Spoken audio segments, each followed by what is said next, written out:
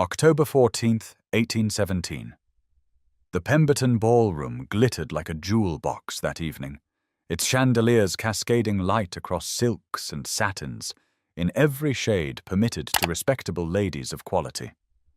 The orchestra played Mozart with precision, each note floating above the hum of conversation and the whisper of dancing slippers across polished floors.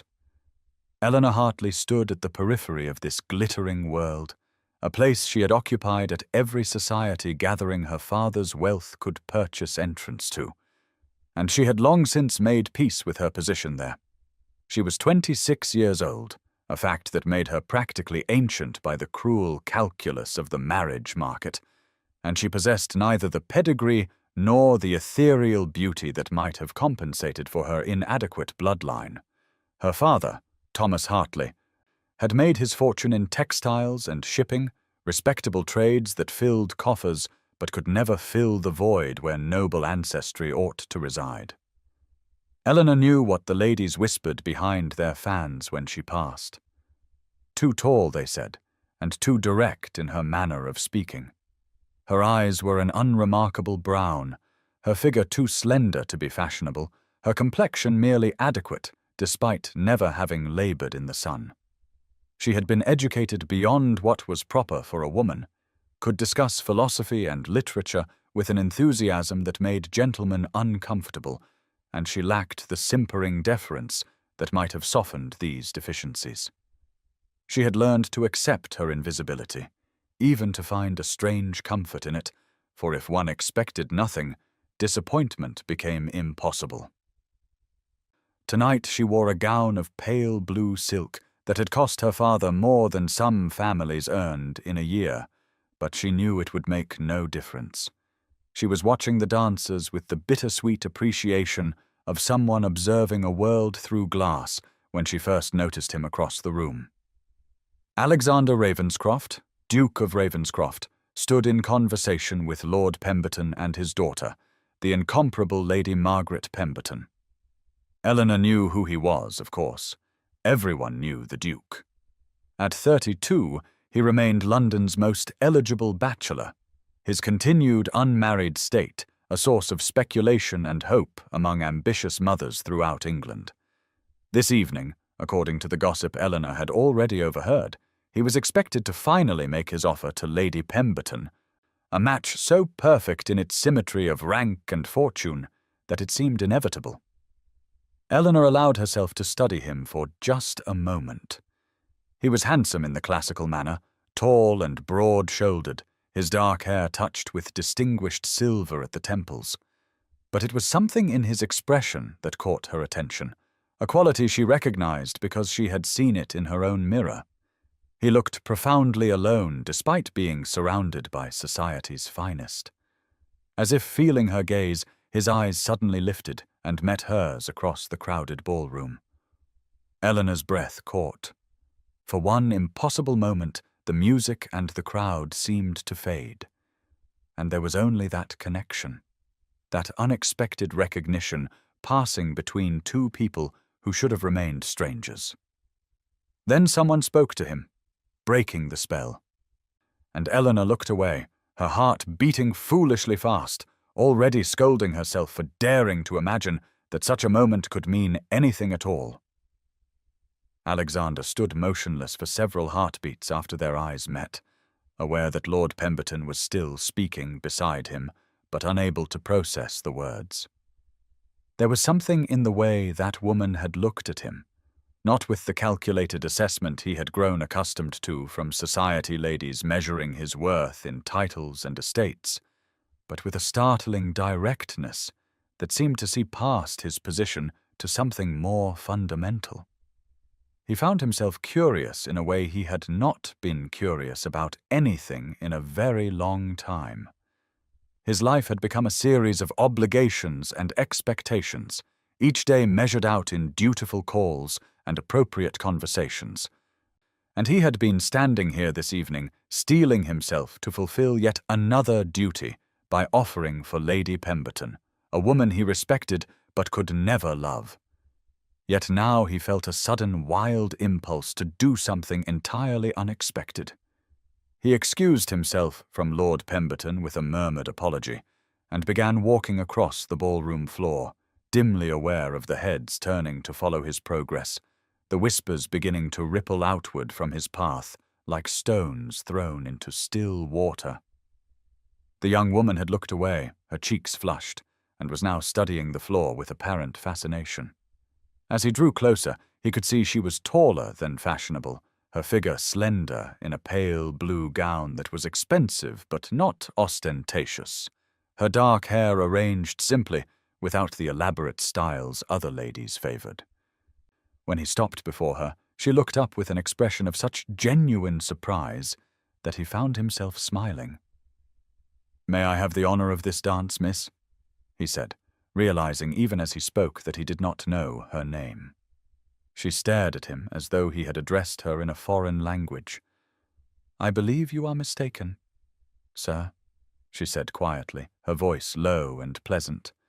"I am certain there are many ladies far more deserving of your attention." He held out his hand. "I am not mistaken. Will you dance with me?"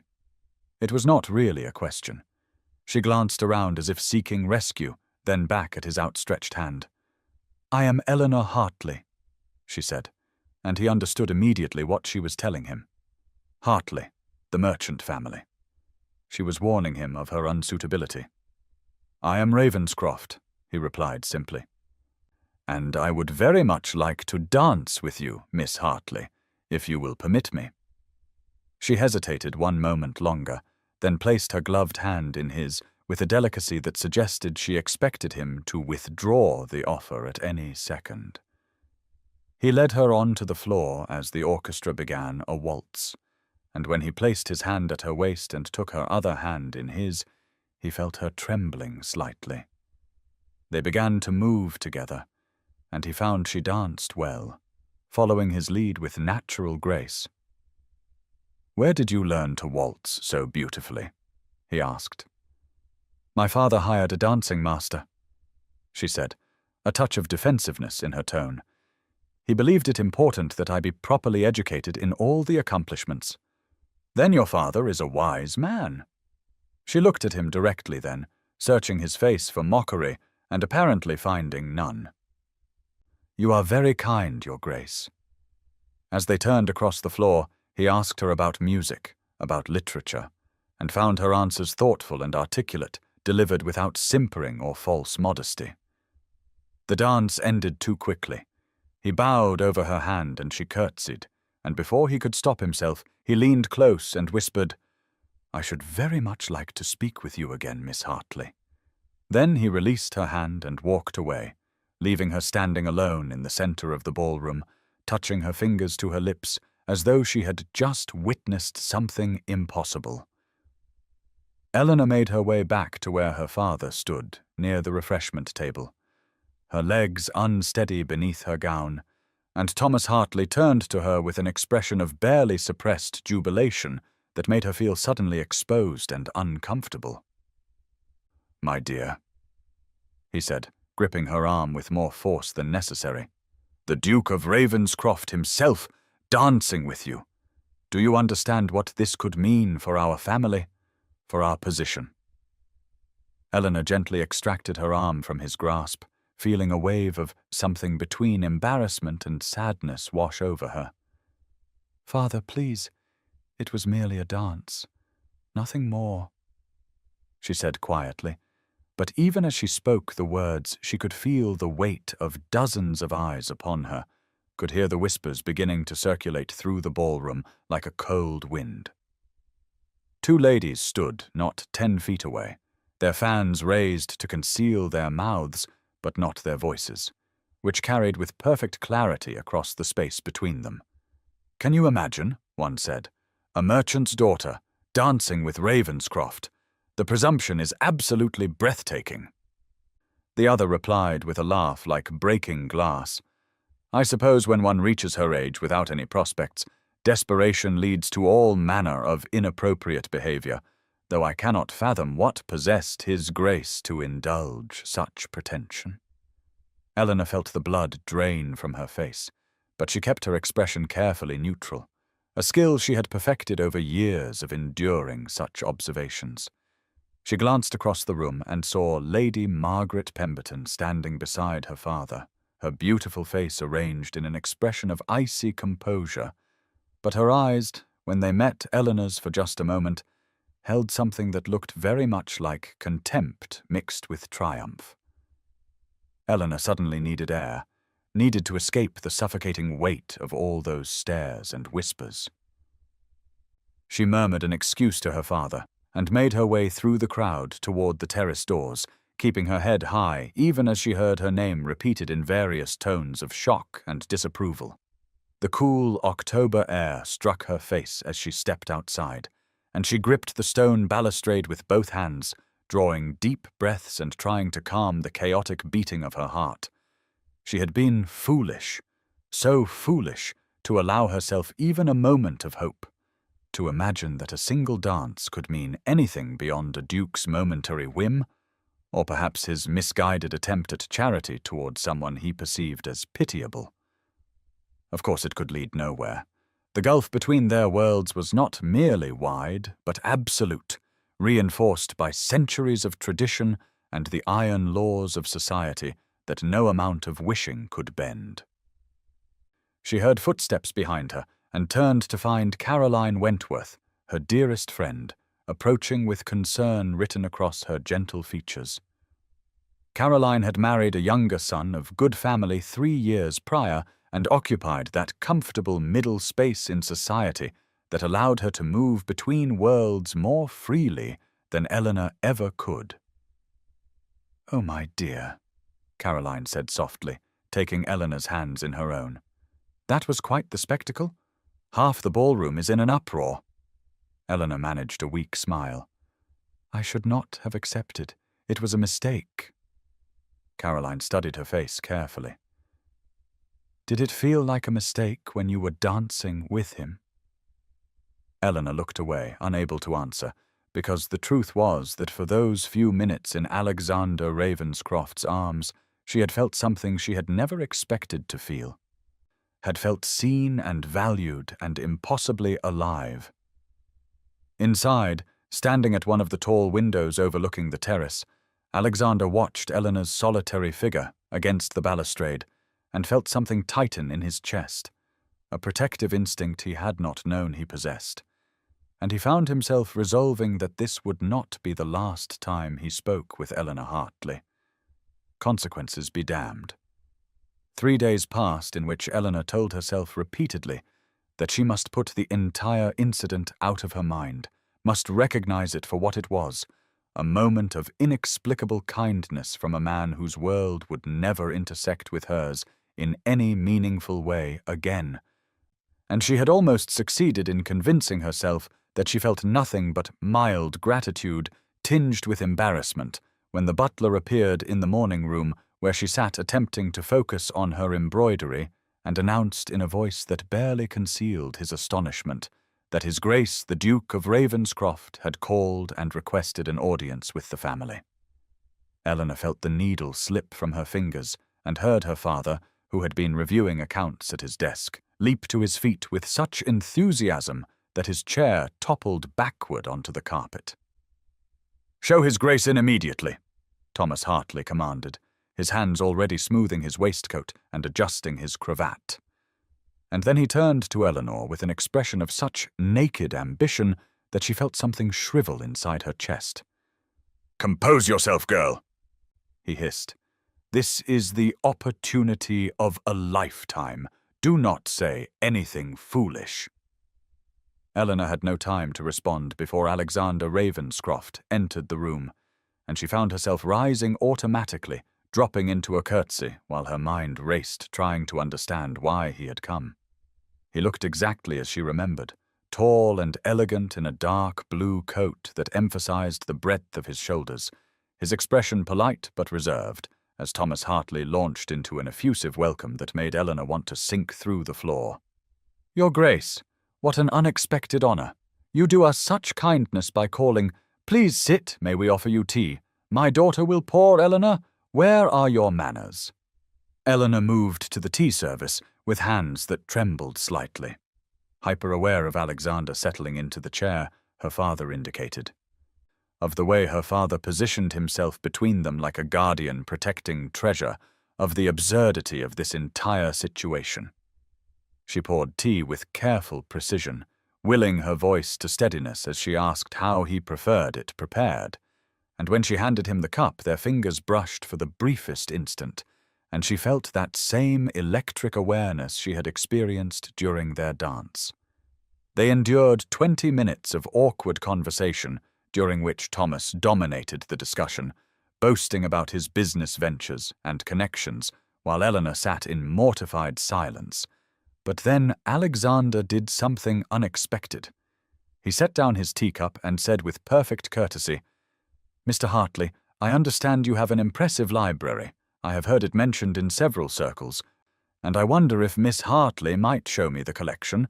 I have a great passion for books, and would value her perspective on your acquisitions." Thomas looked momentarily stunned that his daughter, rather than himself, was being requested as guide, but his desire to please the Duke overrode any propriety concerns, and he agreed with an eagerness that made Eleanor cringe inwardly. She led Alexander to her father's library, a room she had always loved for its tall windows and the smell of leather and paper, and the moment the door closed behind them, she felt the atmosphere shift into something more intimate and dangerous. Alexander moved to the nearest shelf, but did not look at the books. Instead, turning to face her directly. "Miss Hartley, I have not been able to stop thinking about our conversation the other evening," he said quietly, "and I find myself hoping very much that you might indulge my company again. Would you permit me to call on you?" Eleanor stared at him, searching his face for some indication that this was a cruel jest or a misunderstanding, but she found only sincerity and something that looked remarkably like hope, and before she could stop herself, she said yes. Alexander returned to Ravenscroft House that evening, with his thoughts still full of Eleanor Hartley, of the way her eyes had lit when discussing poetry, of the intelligence and warmth that radiated from her despite society's determination to render her invisible. And he was still smiling slightly when he entered the grand foyer, only to find his mother waiting for him in the drawing-room with an expression that could have frozen the Thames in midsummer.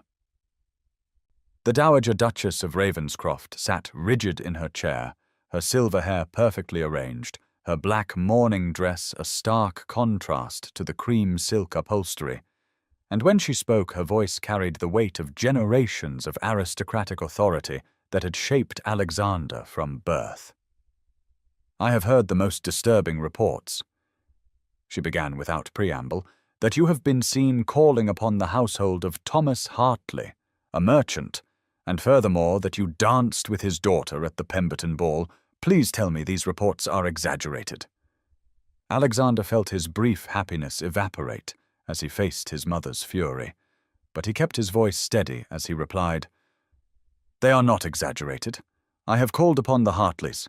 Miss Eleanor Hartley is a woman of remarkable intelligence and character, and I intend to continue the acquaintance." The dowager rose from her chair with such speed that her skirts rustled like an angry wind. "Have you lost your senses entirely?" she demanded. "You are the Duke of Ravenscroft. Your lineage can be traced back 8 generations without a single blot. Your father, God rest him, spent his entire life maintaining the dignity and purity of this family, and you would throw it all away for a merchant's daughter, a woman with no breeding, no connections, no name worth mentioning." Alexander felt anger beginning to rise in his chest, but he forced himself to remain calm. "Miss Hartley is educated, well-read, thoughtful and kind. She possesses qualities that matter far more than an accident of birth." His mother's laugh was bitter and sharp. "Qualities? You speak of qualities as though they could compensate for the absence of everything that truly matters. What will society say when the Duke of Ravenscroft marries beneath him? What will become of our standing, our influence? And have you forgotten your understanding with the Pembertons? Lady Margaret has been waiting for your proposal, Her family has every expectation that the alliance will be formalized. Alexander thought of Lady Margaret Pemberton, with her perfect aristocratic beauty and her eyes like chips of ice, and he felt no pull of attraction or even basic warmth. "I have made no promise to Lady Margaret. There is no formal betrothal.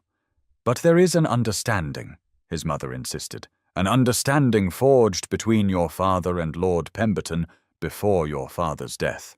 You know he wished for that match. He spoke of it on his deathbed. He wanted to see the Ravenscroft and Pemberton lines united." The invocation of his father's final wishes struck deep, as his mother had known it would, and Alexander felt the familiar weight of duty settle onto his shoulders like a physical burden.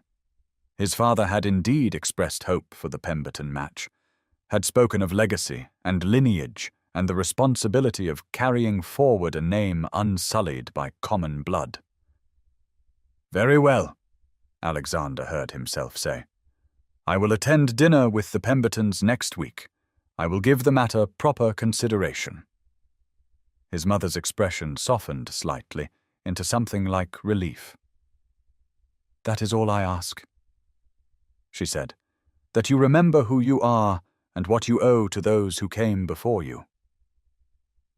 That evening, Alexander sat across from Lady Margaret Pemberton in her family's formal dining room, surrounded by portraits of her noble ancestors, and engaged in 2 hours of conversation that confirmed everything he had begun to suspect, that they had absolutely nothing in common beyond their shared social standing. And as he returned home that night, he realized with perfect clarity that he could not marry without love, could not spend his life with someone who did not see him as anything more than a title and an alliance. The 2 weeks that followed were both torturous and exhilarating for Eleanor, as Alexander called at the Hartley residence 4 more times, each visit stretching longer than propriety strictly allowed, and the gossip that had begun as whispers grew into a steady hum that followed Eleanor whenever she ventured out in society. Though she found she cared less about the speculation than she had imagined possible when faced with the reality of Alexander's attention. On the 6th of November, he arrived with an invitation that made her heart race, even as her practical mind warned her against hope.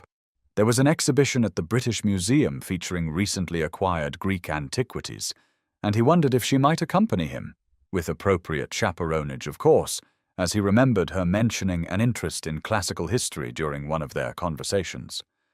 Eleanor accepted with a composure she did not feel, and 2 days later found herself walking through the museum's marble halls with Caroline serving as chaperone, several discreet paces behind, close enough to preserve propriety, but far enough to allow genuine conversation.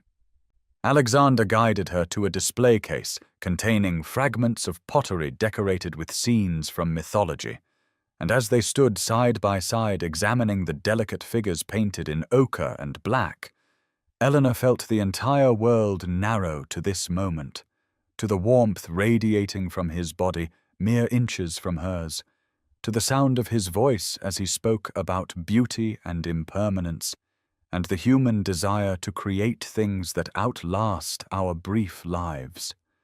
She responded with her own thoughts about how ordinary people, potters and painters whose names were lost to history, had created works that still moved viewers centuries later, and she saw something shift in his expression, a deepening of respect and fascination that made her breath catch.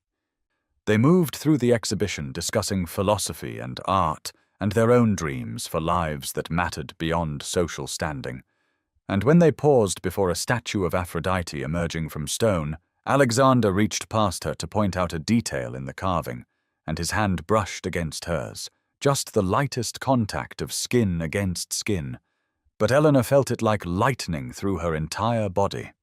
She glanced up and found him looking at her rather than the statue, his grey eyes intense and searching.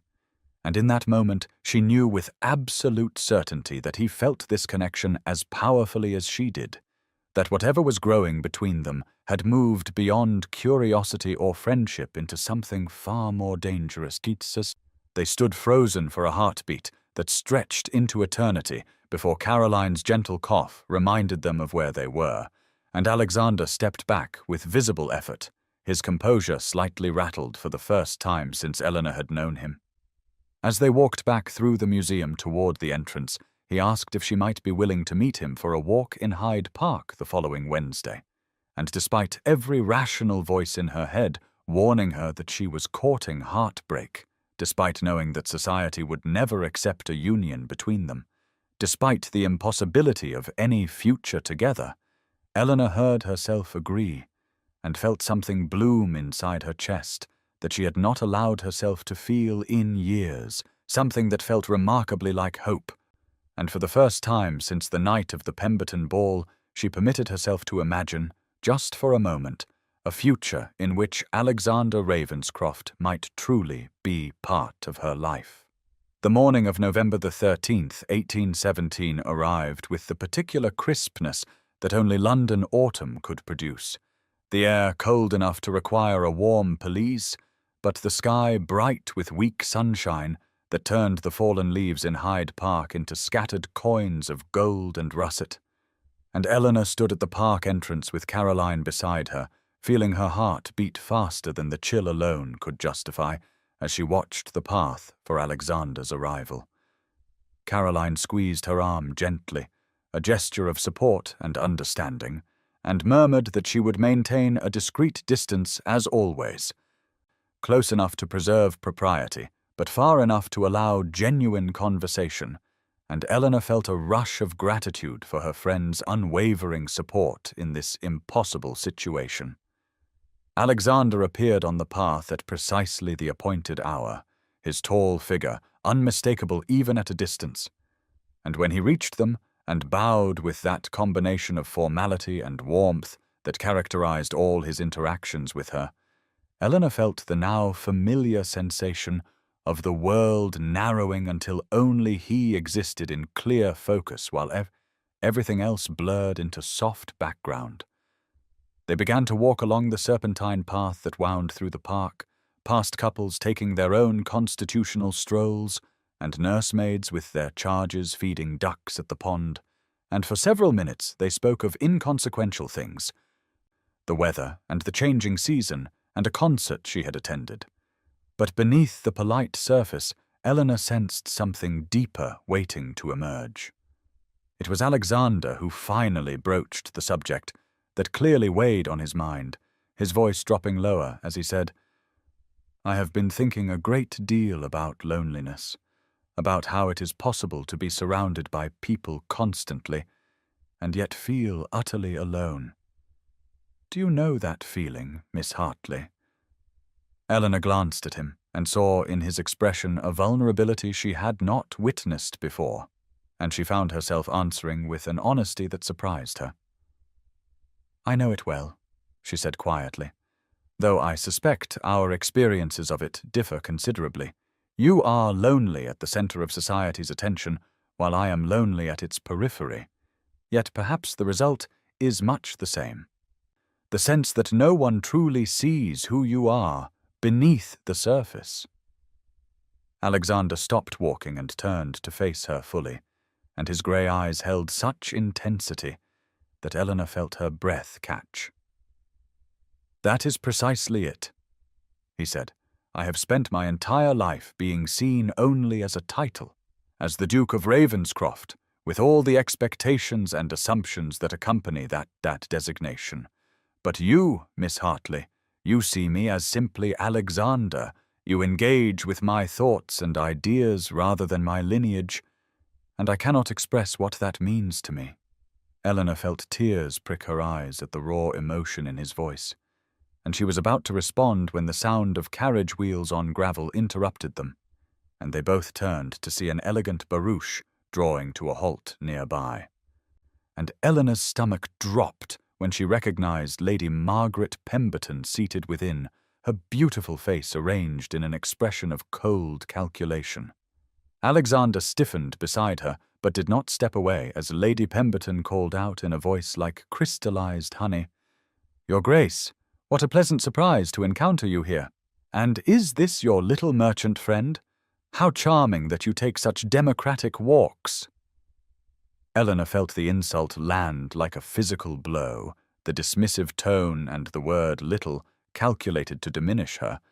But before she could formulate any response, Alexander moved half a step closer to her side and said with perfect clarity and unmistakable firmness, "Miss Eleanor Hartley is indeed my friend, Lady Pemberton, and I consider myself fortunate in her company. Now, if you will excuse us, we were in the midst of a private conversation." He offered Eleanor his arm, and as she took it and they walked away together, leaving Lady Pemberton staring after them in shock, Eleanor understood with perfect clarity that Alexander had just made a choice, and that choice was her. The morning after their encounter with Lady Pemberton in the park, Eleanor descended to the breakfast room to find her father already seated at the table with papers spread before him, and an expression of barely contained excitement that immediately filled her with unease. For she recognized that look, the gleam in his eye that spoke of calculations and schemes, of seeing opportunities where she saw only the fragile beginnings of genuine connection. Thomas Hartley looked up as she entered and gestured for her to sit. His voice hearty with false casualness as he said, "The Duke called 4 times in these past 2 weeks, Eleanor, and now walks with you in public parks. Surely you understand what this means, what we must do to secure his intentions." Eleanor felt her stomach tighten as she poured tea with hands that wanted to tremble, and she said carefully, "Father, I understand that you see possibility in his attentions, but I must ask you to let this develop naturally, without schemes or pressure." Thomas set down his coffee cup with more force than necessary, his merchant's practicality overriding any sentiment, and said, "Develop naturally, my dear girl. Do you think dukes court merchants' daughters out of the goodness of their hearts without encouragement, without the understanding that certain advantages might follow? I have already drafted a letter to mention my shipping connections and the potential for mutually beneficial arrangements." The words hit Eleanor like cold water, the revelation that her father saw Alexander's interest in her as merely a path to business connections and social elevation, and she felt something rebel inside her chest as she said with quiet firmness, "You will send no such letter, father. If Alexander calls here, it is because he values my company, not because he seeks commercial partnerships, and I will not be used as bait for your ambitions." Thomas's face flushed with anger and wounded pride, and he stood abruptly, beginning to pace the small breakfast room as he had when making difficult business decisions. And after a long moment, he turned to her with an expression that mingled desperation with determination, and said, "Eleanor, you do not understand. The shipping venture I invested in last spring has failed. I have lost nearly £8,000, and without connections, without some advantage to leverage, we may lose this house, your security, everything I have built." Eleanor felt the world shift beneath her as the truth emerged, the real reason behind her father's sudden enthusiasm for Alexander's attentions, and she was torn between sympathy for his predicament and fury at being reduced to a commodity to be traded for financial stability. And she opened her mouth to respond when the butler appeared at the door to announce that His Grace the Duke of Ravenscroft had called and was waiting in the drawing-room. Thomas's expression transformed instantly into obsequious delight, and he moved toward the door, saying, "Excellent, excellent. I shall receive him immediately." But Eleanor stood and said with a firmness that surprised them both, "No, father, I will receive him alone, and you will give us privacy." Thomas started to object, clearly seeing this as his opportunity to insinuate himself into Alexander's favor. But something in Eleanor's expression must have conveyed her seriousness, because he reluctantly nodded and said, "Very well. But Eleanor, remember what is at stake here, for all of us." She walked to the drawing-room with her heart heavy with conflicting emotions, love for her father warring with anger at his manipulation, hope for what Alexander might represent against fear that she was being used and perhaps using him in return. And when she entered to find him standing by the window, his profile noble and concerned in the morning light. He turned immediately and crossed to her, and he must have seen something in her expression, because his first words were, "Eleanor, what has happened? You look distressed. Are you well?" Eleanor moved to the center of the drawing room, where the morning light fell in pale rectangles across the carpet, and she found herself unable to meet Alexander's concerned grey eyes as she struggled with how much to reveal, how much to burden him with the sordid reality of her father's financial desperation and social scheming. And after a long moment, she said quietly, "My father has certain expectations regarding your visits here, expectations I do not share and cannot support, and I fear you may be caught in a situation not of your making." Alexander crossed to her immediately, stopping at a respectful distance but close enough that she could see the intensity in his expression, and he said, "Eleanor, please speak plainly. I would know what troubles you." She took a breath and forced herself to meet his gaze, and the words came in a rush. "My father sees your interest in me as an opportunity for business connections and social advancement. He has suffered financial losses and believes that a connection to you might salvage his position, and I cannot bear the thought that your kindness to me might be misconstrued or manipulated for purposes that have nothing to do with genuine regard." Alexander was quiet for a long moment, and Eleanor felt her heart sink, certain that he would now withdraw, that the revelation of her father's mercenary calculations would disgust him. But instead he stepped closer and said with careful deliberation, "Eleanor, I must tell you something, and I ask that you hear me fully before you respond." She nodded, her throat tight with apprehension, and Alexander continued, his voice low and earnest. "I have been calling here these past weeks not out of casual interest or philanthropic condescension, nor certainly to explore business arrangements with your father. I have come because, from the moment we danced at the Pemberton ball, I have been unable to think of little else but you, your intelligence, your honesty, the way you see the world with such clarity and compassion, and I find myself drawn to you in a way I have never experienced with any woman of my acquaintance." Eleanor felt tears spring to her eyes as she shook her head and said, "Alexander, you must not say such things. You know as well as I that there can be no future for us. You are a duke with responsibilities and expectations, and I am merely a merchant's daughter. We inhabit different worlds that cannot be reconciled no matter what our personal feelings might be." He reached out then and took her hand, the first time he had touched her beyond the formality of a dance, and the contact sent warmth flooding through her entire body as he said, "I know all the reasons why this is impossible. My mother has enumerated them at great length. Society would condemn us. My family would consider it a betrayal of our lineage. And yet, Eleanor, none of those arguments seem to matter when set against the simple truth that I love you." The words hung in the air between them, more shocking than any scandal, more precious than any title. And Eleanor found herself unable to speak through her tears as Alexander continued, "I love you, Eleanor Hartley. I love your mind and your heart and your courage. I love the way you challenge me and see me as simply a man rather than a collection of duties and expectations.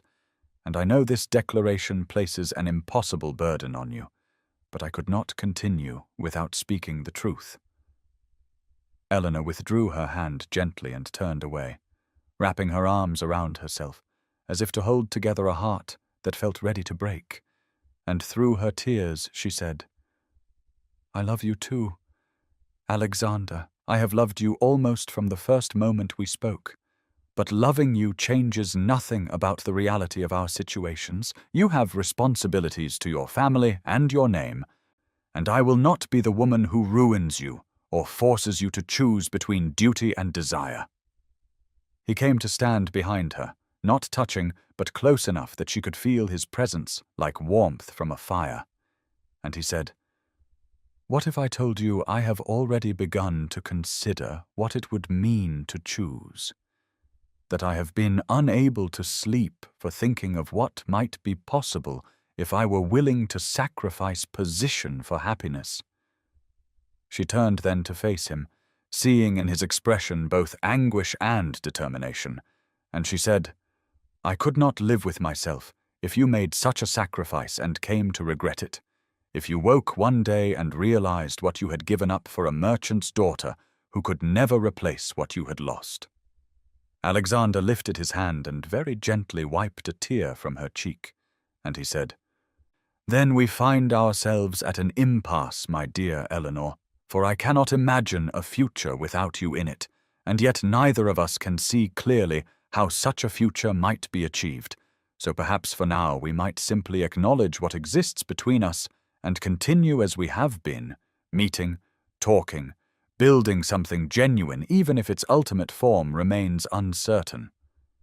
Eleanor knew she should refuse, should end this now before either of them became more deeply entangled, but she found herself nodding and saying, "Yes, yes, we will continue, though heaven knows where this path leads us." Eleanor had not intended to attend the theatre that November evening, but her father had purchased tickets weeks earlier when he still harbored hopes of using social outings to advance his standing.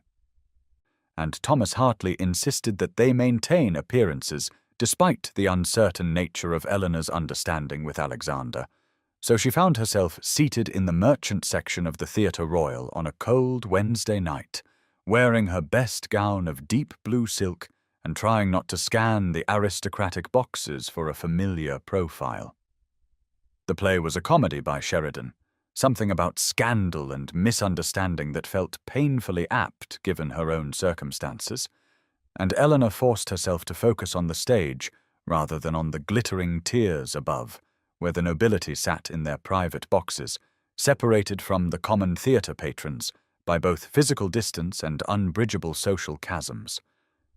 The first act passed pleasantly enough, the actors skilled and the dialogue witty, and Eleanor felt herself relaxing into the entertainment until the intermission brought the house lights up and she saw him, Alexander in the Ravenscroft family box, with the Dowager Duchess on his left and Lady Pemberton on his right, the three of them a portrait of aristocratic perfection that made Eleanor's heart contract with sudden painful recognition of just how impossible their situation truly was.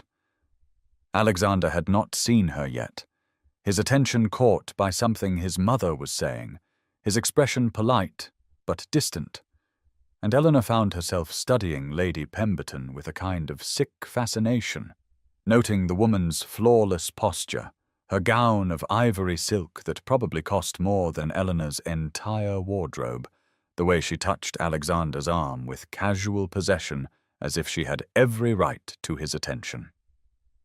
Eleanor forced herself to look away and rose with the rest of the audience to stretch and move about during the interval, and she had just entered the crowded lobby with her father when she heard the voices, a cluster of aristocratic ladies near the refreshment table, speaking in tones just loud enough to carry. "That is the Hartley girl, is it not? The one who has been receiving the Duke of Ravenscroft?" said a woman in peacock blue, her vowels clipped with disdain. "The merchant's daughter with aspirations above her station," confirmed another, this one in purple with ostrich feathers nodding in her elaborate hair. "My dear," said a third voice that Eleanor recognized with cold dread as belonging to Lady Ashford, a particular friend of the Dowager Duchess. One might pity her delusion if it were not so brazenly inappropriate. The poor creature actually seems to believe a duke might consider her worthy of serious attention, as if education and a pretty face could compensate for the absolute absence of breeding or consequence. Eleanor felt the words strike like physical blows, and she was frozen in place as the women continued, their cruel amusement building on itself. "I heard she has been reading philosophy with him. Can you imagine? As if intellectual pretensions could disguise her fundamental unsuitability," said Lady Ashford. "The Dowager is beside herself, naturally. She had quite settled on the Pemberton match, and now her son wastes his time with this merchant's nobody." Thomas Hartley had heard as well, and his face flushed with anger and humiliation as he gripped Eleanor's arm. Whether to support her or himself was unclear, and Eleanor felt tears burning behind her eyes, even as she lifted her chin and tried to move past the cruel circle of aristocratic judgment. She made it perhaps 10 steps before her composure broke, and she turned blindly toward the theater's exterior doors, needing air, needing escape, needing to be anywhere but here, where her presumption was so publicly mocked. She pushed through the crowd, hearing her father calling behind her, but unable to stop, unable to face the pity or anger in his expression, and she had nearly reached the doors when she heard another voice, one that made her stop even through her distress. "Eleanor!" Alexander's voice, urgent and concerned, and she turned to see him pushing through the crowd toward her, having somehow seen from his box, or perhaps descended during the intermission, and the sight of him here, leaving his family and Lady Pemberton to pursue her through the public lobby, only made her tears fall faster, because she knew what it would cost him, what scandal it would create. She shook her head and fled through the doors into the cold November night, and she was standing on the theatre steps trying to breathe when he emerged behind her and said her name again, and when she turned he was there, his expression fierce with protectiveness and anger, not at her, but for her. And he said, "I saw them. I saw what those women did, and I went to them immediately and told them that they had just insulted the woman I intend to marry, that their cruelty was a stain on whatever nobility they claimed to possess, and that if they valued my regard or my family's continued civility, they would never again speak your name with anything but respect." The morning after the theatre incident brought Alexander no peace, for he had barely returned to Ravenscroft House when his mother summoned him to her private sitting room, a chamber done in crimson and gold that had always seemed to him more throne room than domestic space, and the Dowager Duchess sat rigid in her chair with an expression of such controlled fury that Alexander knew the confrontation he had been dreading had finally arrived. "You have humiliated this family beyond measure," she began without preamble, her voice cold as winter stone, "publicly declaring your intention to marry a merchant's daughter in front of half of London society, abandoning Lady Pemberton and your family obligations as if they were nothing, as if centuries of Ravenscroft dignity and honor meant less to you than your infatuation with a woman of no consequence whatsoever." Alexander stood before her feeling suddenly like a boy again, called to account for some childhood transgression, but he forced himself to meet her gaze steadily, and said, "Eleanor Hartley is a woman of remarkable character and intelligence, and I will not apologize for loving her or for defending her against cruel gossip." The Dowager rose from her chair with such force that her skirts rustled like battle flags, and she crossed to where Alexander stood, and said with terrible precision, "You will listen to me now, Alexander, for I am going to make this perfectly clear. You are the Duke of Ravenscroft. You hold a title that extends back 7 generations. You are responsible for 12 estates, 4,000 acres of land, and the livelihoods of nearly 600 tenant families. Your duty is not to your own happiness, but to the preservation and continuation of this family's name and position. And that duty requires you to marry appropriately within your own class, to a woman whose bloodline is equal to your own."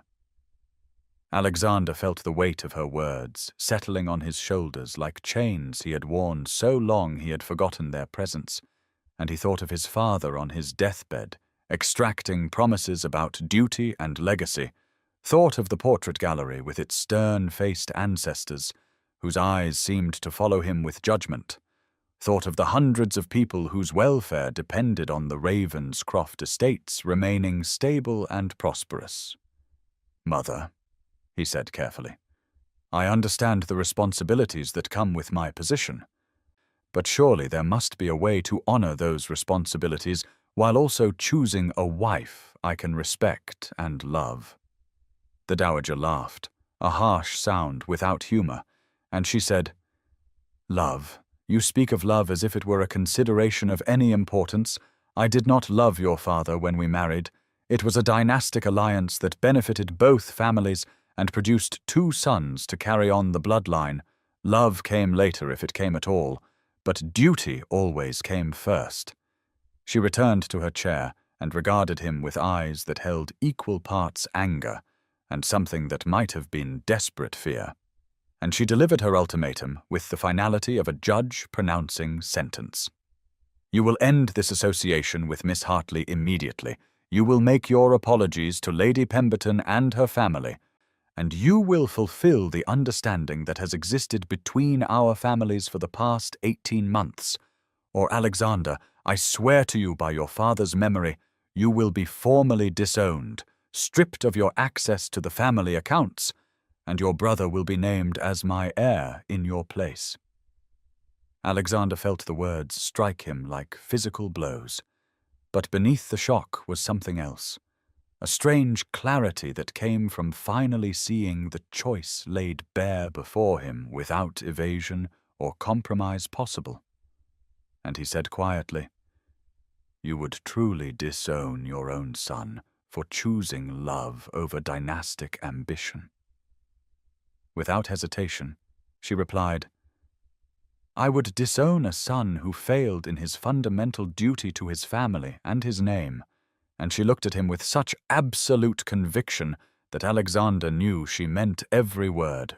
Eleanor had not slept the night after the ultimatum, for Caroline had arrived at dawn with the news that the Dowager Duchess had made her threat public among select society circles, ensuring that Eleanor would know the price Alexander would pay for choosing her.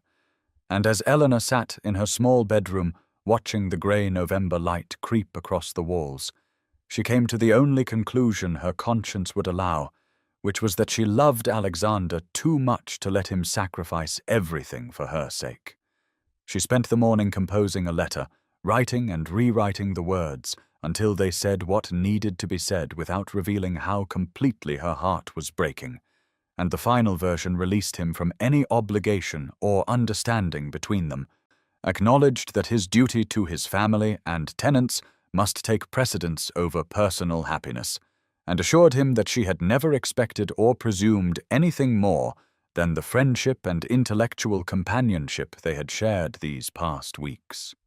She wrote that she was grateful for the gift of having been seen and valued by someone of his character, that she would treasure the memory of their conversations always, and that she hoped someday he would find contentment in whatever marriage his position required.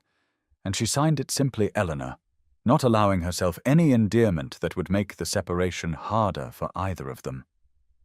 Caroline found her sealing the letter with trembling hands, and her friend said with unusual sharpness, Eleanor, you cannot do this. You cannot make this choice for him. He deserves the right to decide what matters most in his own life. But Eleanor shook her head and said, If I truly love him, and I do, Caroline, I love him more than I knew it was possible to love another person, then I must love him enough to let him go, because how could I live with myself knowing that hundreds of families lost their security because the Duke chose me? How could I bear seeing him years from now regretting what he gave up, resenting me for letting him make such a sacrifice? Caroline tried for another 20 minutes to dissuade her, arguing that Alexander was a grown man capable of understanding the consequences of his choices, that his happiness mattered as much as his duty, that Eleanor was denying both of them the chance at genuine love. But Eleanor had made her decision with the same quiet determination that had sustained her through years of social dismissal, and she put on her cloak and told her father she needed to deliver a message to Ravenscroft House personally. The walk through London streets felt interminable, every step taking her closer to the end of her brief happiness. And when she reached the imposing townhouse, with its black iron gates and pristine stone facade, she nearly turned back a dozen times before finally handing the sealed letter to the butler and fleeing before her courage could fail completely. She had made it back to her own street when she heard hoofbeats behind her, and she turned to see Alexander on horseback, still in his mourning clothes, without hat or gloves, riding toward her with her letter clutched in his hand and an expression of such fierce determination that her heart stuttered in her chest. He dismounted before the horse had fully stopped and crossed to where she stood frozen on the pavement, and he said without preamble, "No, Eleanor, absolutely not. You do not get to make this decision for me. You do not get to nobly sacrifice our happiness because you think you are saving me from myself." She tried to speak, to explain, but he held up the letter and said, "I read this, every word, and I understand what you are trying to do. But Eleanor, I have already made my choice. I made it last night while my mother delivered her ultimatum. I made it every time I saw you and felt truly alive for the first time in my life." And he stepped closer and took her cold hands in his and said with absolute conviction, "I am renouncing my title. I am giving up the dukedom, and I am going to marry you if you will still have me as simply Alexander Ravenscroft, with nothing but my name, and whatever future we can build together." December brought cold rain to London that seemed fitting accompaniment to the somber business Alexander had to conduct, and on the morning of the 7th, he arrived at the offices of Whitmore and Sons, the solicitors who had served the Ravenscroft family for 4 generations, carrying documents that would formally dissolve his claim to the dukedom and transfer all entailed properties, estates, and titles to his younger brother James. The senior Mr. Whitmore, a man of 60 with silver hair and the dignified bearing of one who had witnessed decades of aristocratic drama, had tried one final time to dissuade Alexander from this unprecedented course, saying with genuine concern that in his 35 years of legal practice he had never witnessed a peer voluntarily relinquishing a title of such magnitude, and did his Grace, he still used the title out of habit, truly understand that once these papers were signed, there would be no legal mechanism for reversal, that he would be permanently severed from the Ravenscroft inheritance and all privileges attendant to the dukedom. Alexander had nodded and said simply, "I understand completely, Mr. Whitmore, and I have never been more certain of any decision in my life." And as he sat at the massive oak desk to review the documents one final time, his mind drifted to memories of his childhood, running through the portrait gallery at Ravenscroft Hall while his father called after him about dignity and decorum, learning to ride on the estate grounds where every tree and stone wall had been Ravenscroft property for 200 years, sitting in his father's study at age 10 while the old Duke explained with absolute solemnity that their family name carried responsibilities that superseded personal desire or individual happiness. He remembered his father's final weeks, the wasting illness that had stolen his strength, but never his conviction about duty. Remembered holding the frail hand while extracting promises about preserving the family legacy, about choosing a wife of appropriate rank, about never bringing scandal or diminishment to the Ravenscroft name. Promises Alexander had believed at the time were sacred vows he would honor until his own death. But as he looked at the legal documents before him, written in precise copperplate hand detailing the transfer of 12 estates totaling 4,000 acres, the relinquishment of his seat in the House of Lords, the formal renunciation of the title Duke of Ravenscroft, and all subsidiary honors, Alexander felt not grief, but rather a profound clarity about what truly mattered, because somewhere in London Eleanor Hartley was waiting, the woman who had seen him not as a title or a collection of properties, but as Alexander, as a man who loved philosophy and could debate for hours about poetry, who laughed at her wit and valued her intelligence, who felt more himself in her presence than he had ever felt in any ballroom or estate office. The door opened, and his mother entered without announcement, and the dowager stood in her black mourning clothes, for she had donned full mourning as if her son were dying rather than choosing a different life, and she made one final desperate appeal, saying that his brother James was only 28 and not prepared for such responsibility, that the tenants and dependents of the estates needed continuity of leadership, that Alexander's father would be devastated beyond measure if he knew his eldest son was abandoning everything their family had built across generations. Alexander rose and faced her and said with steady compassion, "Mother, James has been trained in estate management since he was 15. He knows every property as well as I do, perhaps better because he has always loved that work in a way I never did. And he will be a far better duke than I would have been while harboring resentment and regret. And as for father, I hope wherever he is now, he understands that I tried to honor duty, but I cannot sacrifice love, not for any title or any fortune or any expectation." She looked at him with eyes that held both fury and something resembling grudging respect. And she said, "You are throwing away everything for a merchant's daughter." And he replied simply, "No, mother, I am choosing everything that matters for the woman I love." And there was nothing more to say between them.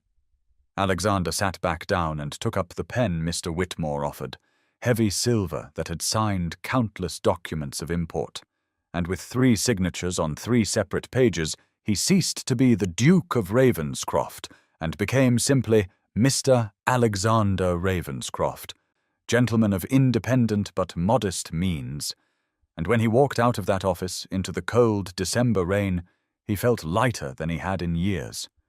The news spread through London society with the speed and ferocity of wildfire, jumping from house to house, beginning in the drawing rooms of Mayfair and spreading outward through every level of the aristocracy, until by tea-time on December 8th there was not a household in fashionable society that had not heard the unprecedented, shocking, absolutely scandalous news that the Duke of Ravenscroft had voluntarily renounced his title for a merchant's daughter.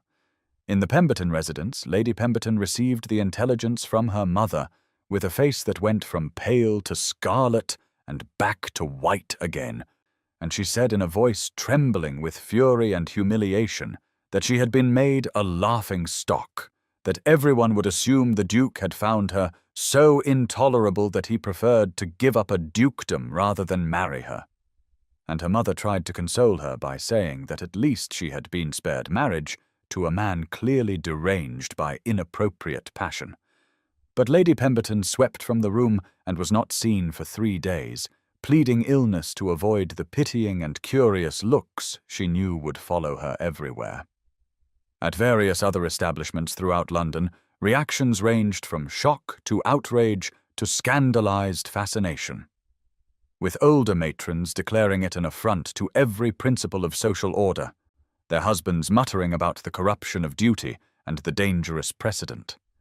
Such romantic nonsense might set for impressionable younger sons, while a few secret romantics, mostly younger women, trapped in loveless dynastic arrangements of their own, felt something stirring in their chests that they dared not name, but that felt remarkably like hope, or perhaps envy. The gossip at Lady Hertford's card party that evening reached such fevered intensity that no one paid proper attention to their hands, and Mrs. Ashford said she had it on good authority that the Hartley girl had used some form of enchantment or manipulation, because what other explanation could account for a duke behaving so irrationally?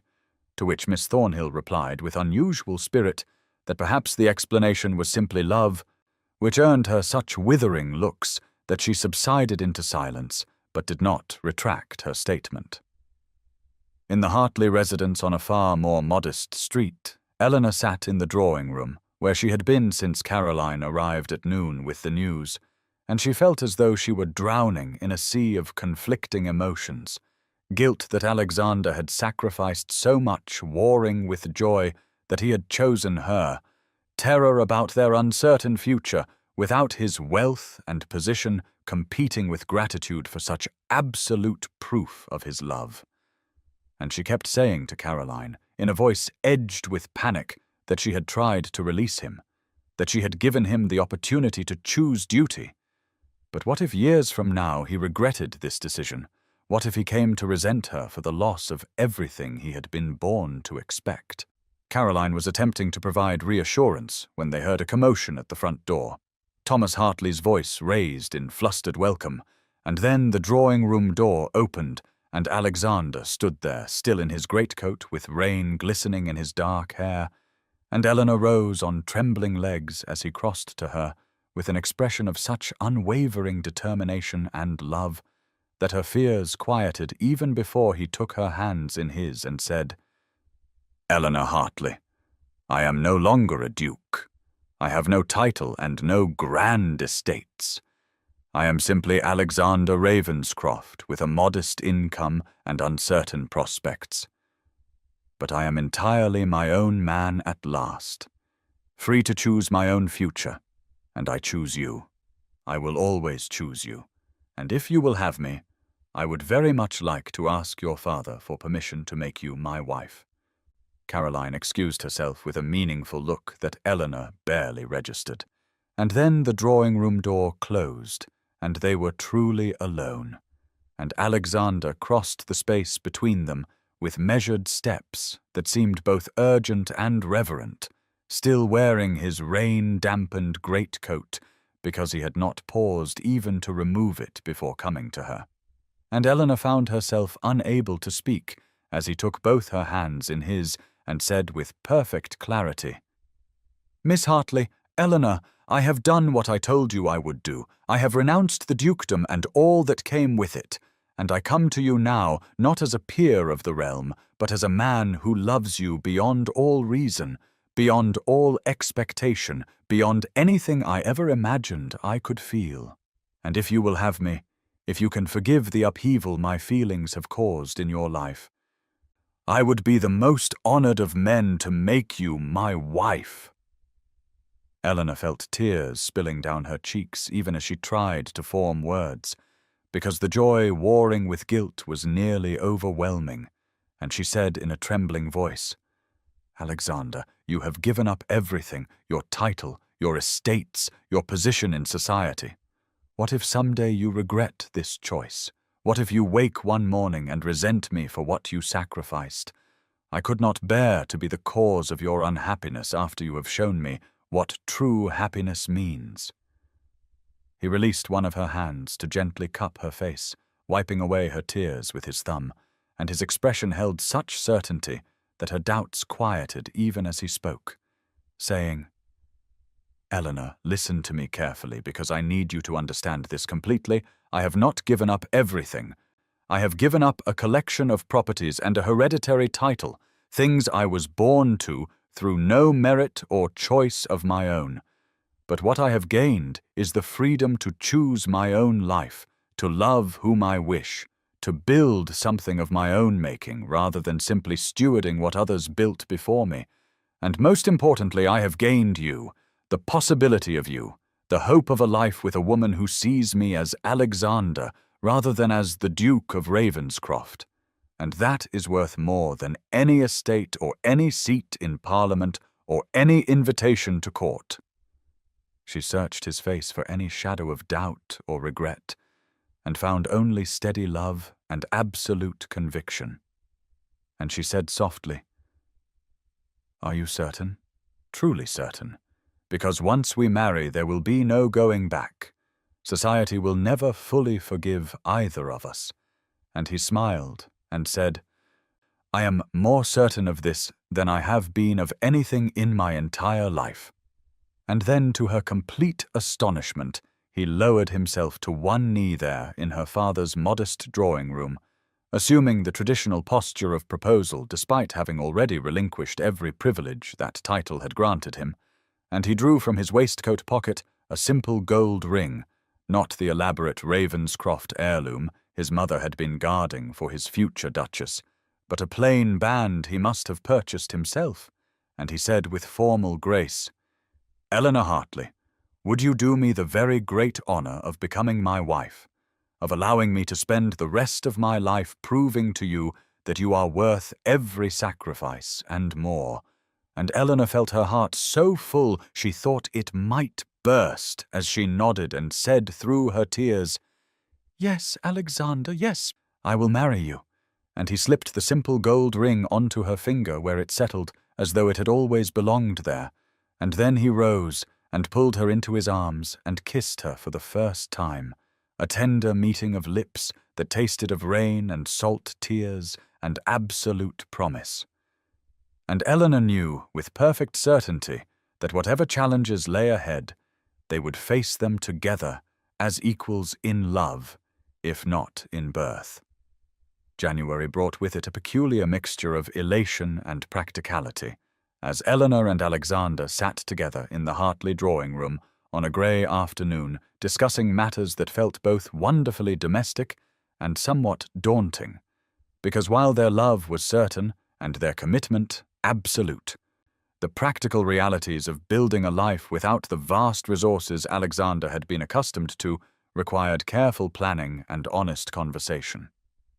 Alexander explained with admirable clarity that while he was no longer wealthy in the way he had been as Duke of Ravenscroft, he did possess a modest but respectable income from personal investments his grandfather had settled on him years ago, funds that had never been tied to the title and therefore remained his own, and he estimated they could live comfortably, though not extravagantly, on approximately £800 per year, which was more than many genteel families managed on, but represented a dramatic reduction from the tens of thousands the ducal estates had generated. Eleanor listened carefully, her practical merchant daughter's mind calculating household expenses and necessary economies, and she assured him that such an income seemed perfectly adequate for a small household, that she had no need of elaborate gowns or grand entertainments, and Alexander smiled at her with such warmth that she knew he had worried she might find the reduction difficult to accept. The conversation turned to his employment prospects, because while his income provided a foundation, Alexander expressed a strong desire to work, to build something through his own efforts, rather than simply living off inherited investments, and he mentioned possibilities in law or perhaps estate management for others, having been trained since childhood in the complexities of running large properties, even if he would never again run his own. It was at this juncture that Thomas Hartley, who had been conspicuously absent but almost certainly listening from the hallway, entered the room with an expression of studied casualness and proposed that Alexander might consider joining him in a business partnership, suggesting that a gentleman of Alexander's education and connections, even diminished connections, combined with Thomas's commercial acumen and established trade relationships, could prove mutually beneficial. Eleanor watched Alexander's face carefully, knowing this moment represented a significant test of his adjustment to his new circumstances, because accepting such a partnership meant fully embracing the merchant class he had been born to consider beneath him, and she saw the brief flicker of internal struggle before his expression cleared and he extended his hand to Thomas, saying he would be honored to discuss terms, that he had much to learn about commerce but was willing to work diligently. The relief and joy Eleanor felt at his response was profound, because it confirmed what she had hoped, but hardly dared assume, that Alexander truly meant what he said about valuing partnership over position, and over the following weeks as they continued planning their wedding, she found herself falling even more deeply in love with this man who approached ledgers and shipping schedules with the same serious attention he had once devoted to parliamentary matters. They decided together on a small, quiet wedding to take place in March, eschewing any pretense of grandeur. And Caroline threw herself into helping with preparations despite the modest scale, declaring that a wedding celebrated in love was worth 10 grand society affairs performed for appearance. Eleanor noticed with some sadness, but no real regret, that the trickle of invitations from society households, never abundant but not entirely absent before, dried up completely once her engagement to the former Duke became known. But she found she did not care, that the opinion of people who valued title over character held no power over her happiness. And when she and Alexander sat together in the evenings, discussing their future home, their values, their hopes for the life they would build together as true equals in every sense that mattered, she knew with perfect certainty that they had chosen correctly, and on a cold evening in late January they set their wedding date for March 15th, the beginning of spring and the beginning of everything. The Dowager Duchess of Ravenscroft sat in the withdrawing room of the house that was no longer her son's, the late February light filtering through windows she had looked through for 30 years, and felt the sharp ache of absence that had settled in her chest since Alexander had signed away his title and walked out of her life with a finality that terrified her more than she would ever admit aloud. She had told herself for weeks that her fury was righteous, that her son had betrayed centuries of family legacy and dishonored his father's memory. But in the quiet moments when her companions had departed and the servants had withdrawn, she found herself remembering not the duties of a duchess, but the simple joy of a mother watching her child laugh. And she realized with growing discomfort that she had not seen Alexander truly happy in years. Perhaps not since he was a boy, before the weight of expectation had settled on his shoulders like armor. Her old friend Lady Westbrook had called that afternoon and had spoken with uncharacteristic bluntness about pride and stubbornness, suggesting that the dowager might consider whether her attachment to bloodlines and tradition was worth losing her son entirely. And though the dowager had bristled at the implication, the words had burrowed into her mind and refused to leave. That evening, she found herself in her private sitting room looking through a miniature portrait of Alexander at age 8, his face bright with uncomplicated joy. And she was struck by the sudden memory of her own wedding day.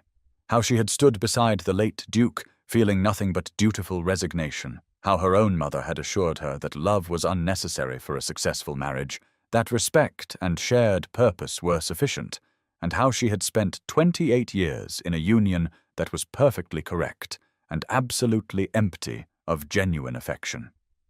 She set down the miniature with trembling hands and acknowledged what she had been avoiding for months, that Alexander had chosen something she herself had never possessed, that his happiness with Miss Hartley, with Eleanor, was real in a way her own marriage had never been, and that her insistence on duty and bloodline was perhaps less about family honor and more about her own bitter inability to accept that her son had found what she had been denied.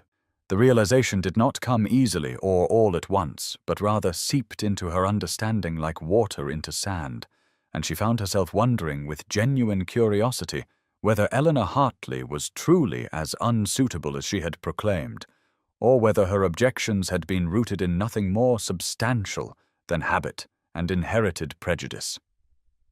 The next morning she made a decision that felt both terrifying and strangely liberating, and she instructed her secretary to make discreet inquiries about the wedding plans, to learn the date and location without approaching Alexander directly. And when her secretary returned with the information that the ceremony would be small and held in March at a local church with only intimate friends invited, she felt a sharp pang of grief that she was not among that number, but also a flicker of determination that perhaps it was not too late to mend what her pride had broken, and that night she sat at her writing desk and began composing a letter she was not certain she would send, asking her son if she might call upon him to discuss a matter of some importance, and after 3 drafts she finally sealed the letter and had it delivered before she could change her mind. Alexander received his mother's letter on a grey morning in early March, and felt a complicated mixture of emotions as he read her careful request for a meeting, because while he had made peace with her absence from his life and was genuinely content with his choice, the carefully formal tone of her note suggested something had shifted in her thinking. And when he showed the letter to Eleanor that evening, she surprised him by immediately saying he should agree to meet with her, that reconciliation with family was always worth attempting, even when the wounds ran deep. They discussed the matter over dinner in their modest rooms, Eleanor pointing out that whatever his mother's faults, she was still his mother and would soon be grandmother to their children. And Alexander found himself moved by Eleanor's generosity toward a woman who had treated her with such coldness. But Eleanor insisted that holding grudges served no one, and that if the dowager was genuinely reaching out, they should respond with grace. It was Eleanor herself who wrote back, suggesting that rather than Alexander meeting his mother alone, perhaps the dowager might prefer to take tea with Eleanor. A suggestion that took considerable courage, because Eleanor knew such a meeting could be deeply uncomfortable, but she felt strongly that if there was to be reconciliation, it should begin with the two women who had been at the heart of the conflict. The dowager's response arrived within 2 days, a brief note accepting the invitation with what Eleanor interpreted as barely concealed anxiety, and they arranged to meet at a tea room in a quiet part of town, neutral territory that belonged to neither of them. On the appointed afternoon, Eleanor dressed with care in a simple but elegant gown of pale blue, and as she prepared to leave, Alexander squeezed her hand and told her she was braver than anyone he had ever known, and she kissed his cheek and said she was simply practical, that they would all be happier if this breach could be mended. The tea room was nearly empty when Eleanor arrived, and she had barely settled at a corner table when the dowager entered, looking smaller somehow than Eleanor remembered, less imperious and more uncertain. And as the older woman approached, Eleanor rose and curtsied with perfect correctness, and the dowager nodded stiffly and took the seat across from her. They ordered tea with awkward formality, the silence between them heavy with everything that had been said and left unsaid. And it was the dowager who finally spoke, her voice tight with suppressed emotion, as she began what was clearly a prepared speech about having had time to reflect on recent events and having come to certain uncomfortable realizations about her own behavior.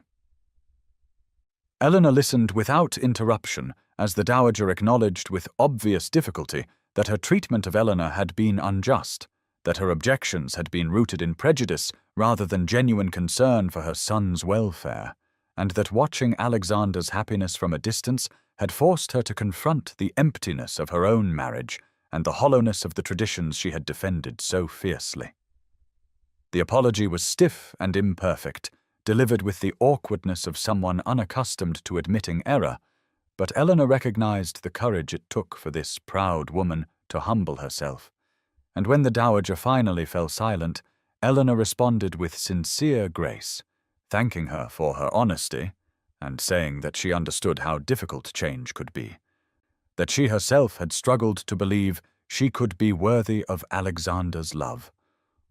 Something in Eleanor's gentle acknowledgement of her own doubts seemed to touch the dowager, and her rigid posture softened slightly as she said that Alexander's happiness was undeniable, that whatever her initial reservations, she could not deny that her son was more truly himself now than he had ever been as Duke, and Eleanor felt tears prick her eyes at this admission, because it represented a fundamental shift in the older woman's understanding. They talked for another hour, the conversation gradually becoming less formal and more genuine, and when the dowager asked hesitantly whether she might be permitted to attend the wedding, Eleanor reached across the table and touched her hand gently and said that Alexander would be deeply moved to have his mother present, and the dowager's eyes filled with tears she was too proud to let fall as she thanked Eleanor for a generosity she knew she had not earned. The final weeks of February 1818 passed in a blur of quiet preparation that felt both dreamlike and deeply real to Eleanor, who spent her days in activities she had never imagined would be hers, choosing fabric for a wedding gown that would be simple and elegant rather than the elaborate confection society would have expected, meeting with the vicar of the small church where they would be married to discuss the ceremony that would include only those people who genuinely cared for them rather than the grand spectacle a duke's wedding would have demanded, and experiencing moments of profound joy mixed with occasional flashes of doubt that would surface unexpectedly in the quiet hours before sleep, when she would lie awake wondering if she was truly enough for a man who had given up everything for her love. Caroline was with her nearly every day during these weeks, helping with the 1,000 small decisions that went into planning even a modest wedding, and it was Caroline who accompanied her to the dressmaker's shop, where Eleanor chose a gown of ivory silk with delicate embroidery at the sleeves and neckline, understated but beautiful, And when Eleanor stood before the mirror in the fitting room, she saw not the overlooked merchant's daughter she had been for so many years, but a woman who was genuinely loved, and who had found the courage to believe she deserved that love. The guest list was small and carefully considered, including her father Thomas, who had grown more genuinely supportive once he understood that Eleanor's happiness mattered more than his social ambitions. Caroline and her husband, a handful of merchant-class friends who had known Eleanor for years and who celebrated her joy without jealousy, and to everyone's surprise and Eleanor's deep emotion, both the Dowager Duchess and Alexander's younger brother Edward, who had written to say he would be honored to stand with Alexander on his wedding day, and that he admired his brother's courage more than he could express.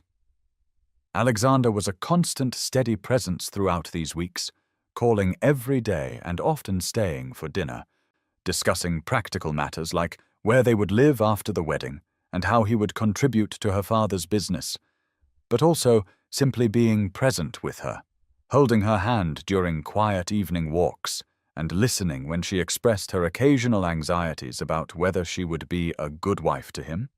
And each time she voiced these doubts, he would tell her with absolute conviction that she was everything he wanted, and that he had never been more certain of any decision in his life. There were moments when Eleanor would catch herself feeling almost guilty about her happiness, wondering if it was right to feel such joy when Alexander had sacrificed so much. But Caroline reminded her firmly that Alexander's choice had been freely made, and that the greatest gift Eleanor could give him was to accept his love without constantly questioning whether she deserved it.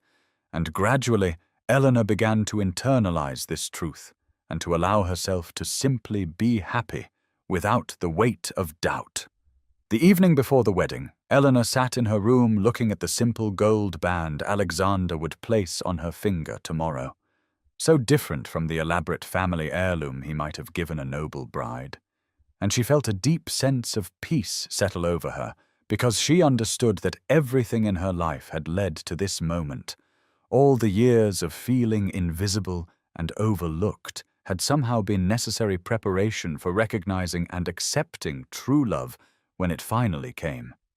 And as she extinguished her candle and settled into bed for her last night as Eleanor Hartley, she felt not nervousness, but a profound gratitude for the gift of a man who saw her true worth and chose her above everything else the world had to offer. The morning of March 15th, 1818, dawned clear and bright with a quality of light that seemed to bless the occasion. And Eleanor woke in her childhood bedroom with a sense of profound calm settling over her, as she realized that this was the day she would become Alexander's wife, the day when all the months of uncertainty and sacrifice would culminate in the simple speaking of vows that would bind them together before God and the small gathering of people who truly loved them. Her father knocked softly on her door as the morning sun streamed through her window, and when she called for him to enter, he came in carrying a tray with tea and toast, his eyes already bright with emotion as he looked at his daughter and told her she had never been more beautiful, and Eleanor felt her throat tighten with affection for this man who had not always understood her, but who had ultimately chosen her happiness over his social ambitions. Caroline arrived shortly after breakfast with 2 other friends to help Eleanor dress, and there was laughter and gentle teasing as they worked together to transform her from merchant's daughter to bride, the ivory silk gown sliding over her shoulders like a whisper, the delicate embroidery at the sleeves catching the light as Caroline fastened the tiny buttons down the back with careful fingers. Eleanor sat before her mirror as Caroline arranged her dark hair in a simple style with small white flowers tucked among the curls, and when she finally stood and turned to face her friends, there was a moment of awed silence before Caroline embraced her and whispered that Alexander was the luckiest man in England, and Eleanor felt tears threaten, but forced them back because she would not arrive at the church with red eyes and a blotchy face.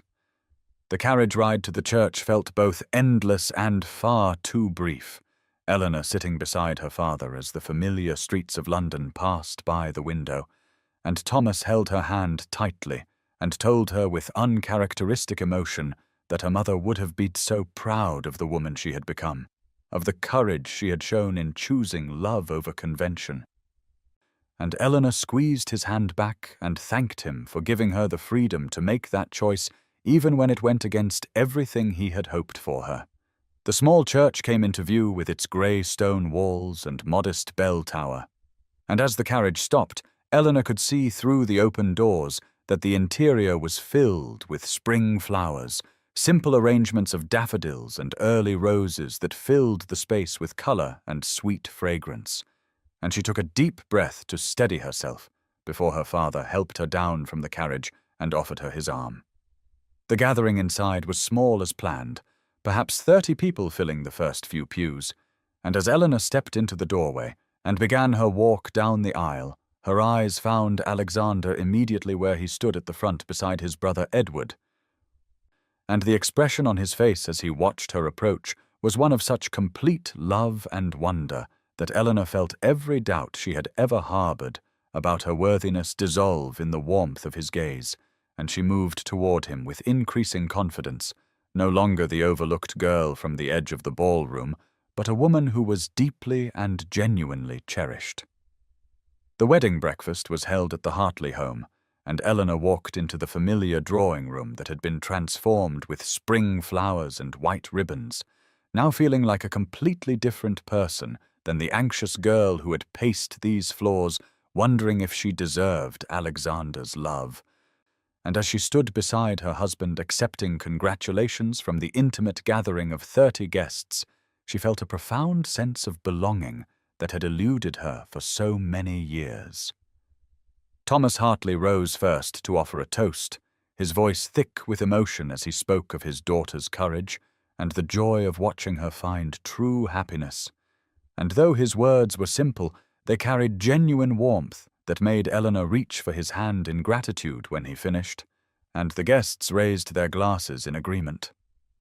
Edward Ravenscroft, Alexander's younger brother who had inherited the dukedom his sibling had renounced, stood next and surprised everyone with the passion of his tribute, speaking of Alexander's integrity and the example he had set by choosing love over empty convention. And he looked directly at Eleanor as he said that she had given his brother a gift beyond price by loving him not for his title, but for the man he truly was. And there were tears in more than one pair of eyes when he concluded by saying he hoped to find such honest devotion himself one day. The Dowager Duchess rose then, and the room fell into a surprised silence, because no one had been certain she would attend at all, much less speak publicly. But she stood with remarkable dignity, and in a voice that trembled only slightly, she said that she had spent many years believing that bloodlines and tradition were the most important things in the world. But watching her son's transformation over these past months had taught her that genuine happiness and true partnership were worth more than any title or estate, and she raised her glass to Eleanor and welcomed her sincerely as a daughter, and the emotion in her words was unmistakable and deeply moving. Caroline spoke last, her voice breaking as she told the gathered friends how she had watched Eleanor struggle for years with feeling invisible and unworthy, and how Alexander had seen immediately what so many others had missed, the intelligence and kindness and strength that made Eleanor extraordinary. And she said that their love story had restored her faith in the possibility of real connection in a world that too often valued surface over substance. And by the time she finished speaking, Eleanor was wiping tears from her cheeks, while Alexander held her other hand tightly. After the toasts and the simple meal of cold meats and spring vegetables, and a modest cake that Caroline had helped arrange, Alexander drew Eleanor away from the gathering and led her into the small garden behind the house where early roses were beginning to bloom and the afternoon sun cast everything in golden light, and they stood together in the privacy of the flowering plants while the sounds of conversation and laughter drifted through the open windows. Alexander turned to face his wife and told her that he had never imagined he could feel this complete, that standing in that church and speaking his vows had felt like the truest thing he had ever done. And Eleanor responded that she had spent so many years believing she would never be chosen that having him beside her still felt like a dream she might wake from. But he kissed her forehead gently and promised her that this was real and permanent, and that he would spend the rest of his life making certain she never doubted her worth again. And they stood in the garden holding each other as the afternoon light shifted and lengthened around them, two people who had defied every expectation to build something genuine and lasting. By April of 1818, Alexander and Eleanor had settled into the modest London townhouse that would be their first true home together, a narrow brick building on a respectable but unfashionable street where merchants and professional men lived with their families.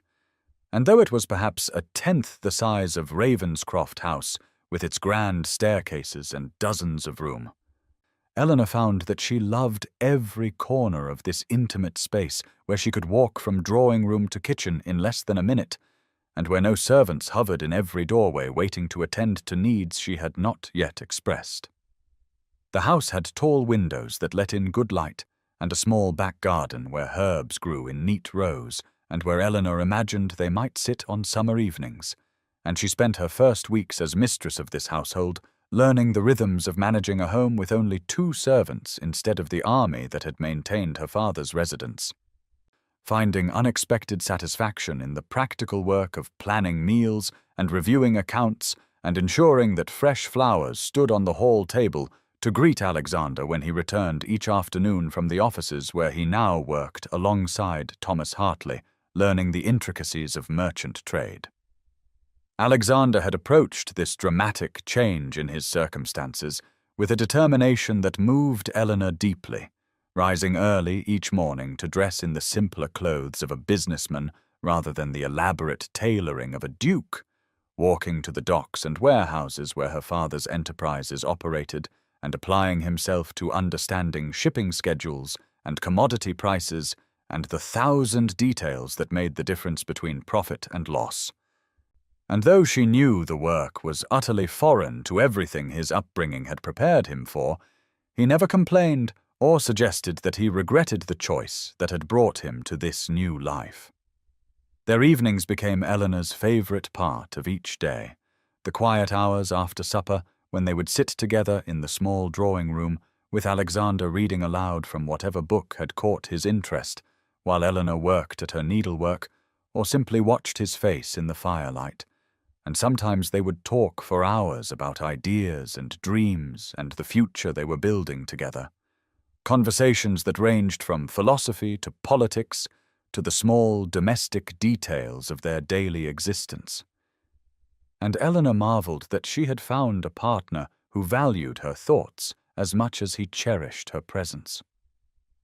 The physical intimacy of marriage had unfolded gradually between them, with a tenderness that made Eleanor grateful for Alexander's patience, and though she would never speak of such private matters even to Caroline, she found profound joy in the quiet moments of connection, in falling asleep each night with his arms around her, and waking each morning to find him beside her, tangible proof that this new life was real and permanent and hers. Their social circle had contracted dramatically, as the aristocratic invitations that had briefly come to Eleanor after her engagement to Alexander ceased entirely once he renounced his title. But she discovered that she did not miss the grand balls and elaborate dinners where she had always felt like an intruder, preferring instead the small gatherings of merchant families and professional people who accepted them without judgment and who valued substance over superficial markers of status. And it was at one of these modest supper parties in late April that Eleanor first felt the unmistakable signs that suggested she might be carrying Alexander's child, a suspicion that grew stronger over the following days until she could no longer deny the truth that filled her with equal parts joy and trepidation as she contemplated how to share this momentous news with her husband. Eleanor spent the better part of a week trying to find the right moment to tell Alexander about the child she was now certain she carried, rehearsing words in her mind as she went about the daily tasks of managing their household, but each time she imagined speaking them aloud, her courage faltered because this news felt so momentous and precious that she wanted the setting to be perfect and the words to be exactly right. She decided finally to plan a special dinner for just the two of them on a Friday evening in early May, when the spring weather had turned warm enough that they could open the windows to let the scent of the garden herbs drift through the house, and she spent the afternoon working with their cook to prepare Alexander's favorite dishes, and arranging fresh flowers on the table and lighting candles even though darkness had not yet fallen, wanting everything to reflect the joy and significance of what she had to share. Alexander arrived home at his usual hour, looking pleasantly surprised by the elaborate preparations, and as they sat down to eat, he asked if they were celebrating some occasion he had forgotten, his expression slightly worried that he might have overlooked an important date, and Eleanor assured him that she simply wanted to do something special for them both, which was true enough, even if it was not the complete truth. They talked through the meal about ordinary matters, about the shipment of tea that had arrived that morning at the warehouse, and about a letter Caroline had sent describing her children's latest antics, and Eleanor found herself studying Alexander's face in the candlelight and imagining him holding their own child, wondering if their baby would have his dark eyes or her lighter coloring, and the thought made her smile in a way that prompted him to ask what she was thinking about with such obvious contentment. Eleanor set down her fork and reached across the small table to take his hand, feeling her heart beating fast with nervous excitement as she told him that she had something important to share, and that she hoped very much that he would be as happy about it as she was. And Alexander's expression shifted immediately to one of concerned attention as he assured her that whatever she needed to tell him, he was ready to hear, and so she took a deep breath and spoke the words simply and directly, telling him that she was carrying their child, and that if her calculations were correct, the baby would arrive sometime in late December or early January. For a long moment, Alexander simply stared at her, as if he could not quite process what she had said, and Eleanor felt a flutter of anxiety, wondering if perhaps he was not ready for this responsibility, or if the reality of becoming a father felt too overwhelming given all the other changes he had navigated in the past year. But then his face broke into the most radiant smile she had ever seen, and he stood so quickly that his chair scraped loudly against the floor and came around the table to pull her gently to her feet and embrace her with a tenderness that brought tears to her eyes. He told her that she had given him the greatest gift imaginable, that the thought of being a father to their child filled him with a joy he could barely comprehend, and as they stood together in their modest dining room, with the evening light fading outside and the candles flickering on the table, Eleanor felt a completeness that made all the struggles and uncertainty of the past year fade into insignificance beside this moment of perfect shared happiness. The summer of 1818 unfolded with a slowness that felt both languid and purposeful, as Eleanor's body changed in ways that filled her with wonder and occasional apprehension, her waist thickening despite the loose gowns she now wore, and her skin taking on a luminous quality that Alexander remarked upon frequently as he would sit beside her in the evenings, with his hand resting gently on the curve of her belly, waiting to feel the flutter of movement that the midwife had promised would come soon. Alexander had become almost absurdly attentive to her comfort, insisting that she rest in the afternoons and refusing to let her lift anything heavier than a teacup. And though Eleanor sometimes found his protectiveness excessive, she was also deeply moved by the tenderness it revealed. This man who had once commanded servants in a grand house, now rushing home each day to ensure she had everything she needed, and studying medical texts about childbirth with an intensity that made her smile. Thomas Hartley visited nearly every week with some gift for the expected grandchild. his excitement about the baby almost comically transparent, as he would hold up tiny garments and speculate about whether the child would have Eleanor's colouring or Alexander's height. And Eleanor was grateful to see her father so thoroughly reconciled to the life she had chosen. His initial disappointment about her marrying beneath her previous prospects completely eclipsed by his genuine affection for Alexander and his pride in the successful business partnership they had forged. That partnership had indeed flourished beyond anyone's early expectations, as Alexander proved to have both a sharp mind for commerce and an ability to negotiate with ship captains and warehouse managers that earned respect throughout the merchant community. And Eleanor knew that this success meant a great deal to him, not because he craved wealth or status, but because he had worried about providing for their family and proving that he could build something valuable through his own efforts rather than inherited privilege. The physical discomforts of pregnancy increased as summer gave way to early autumn, the August heat making Eleanor feel perpetually warm and the weight of the baby pressing on her back in ways that made sleeping difficult. But even in these uncomfortable moments, she felt a deep contentment that came from knowing she was carrying the visible proof of the love she shared with Alexander. A child who would grow up knowing both parents had chosen each other freely and completely. Caroline visited often during these months, bringing news from the wider social world and providing the kind of practical advice about childbirth and infant care that Eleanor's mother would have offered had she lived. And these visits became precious to Eleanor as she realized how much female friendship mattered, especially during such a transformative time. The Dowager had surprised Eleanor by sending several packages as the months progressed. Beautiful baby clothes and soft blankets, accompanied by brief notes that grew slightly warmer with each sending.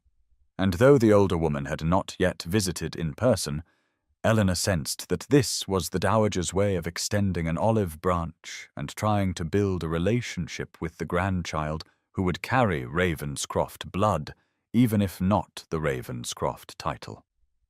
By late September, Eleanor felt as though she had been pregnant forever, her body so altered that she could barely remember what it felt like to move freely. And so when the first genuine labor pains began on a cool evening in early October, she felt both terrified and grateful that the long waiting was finally coming to an end.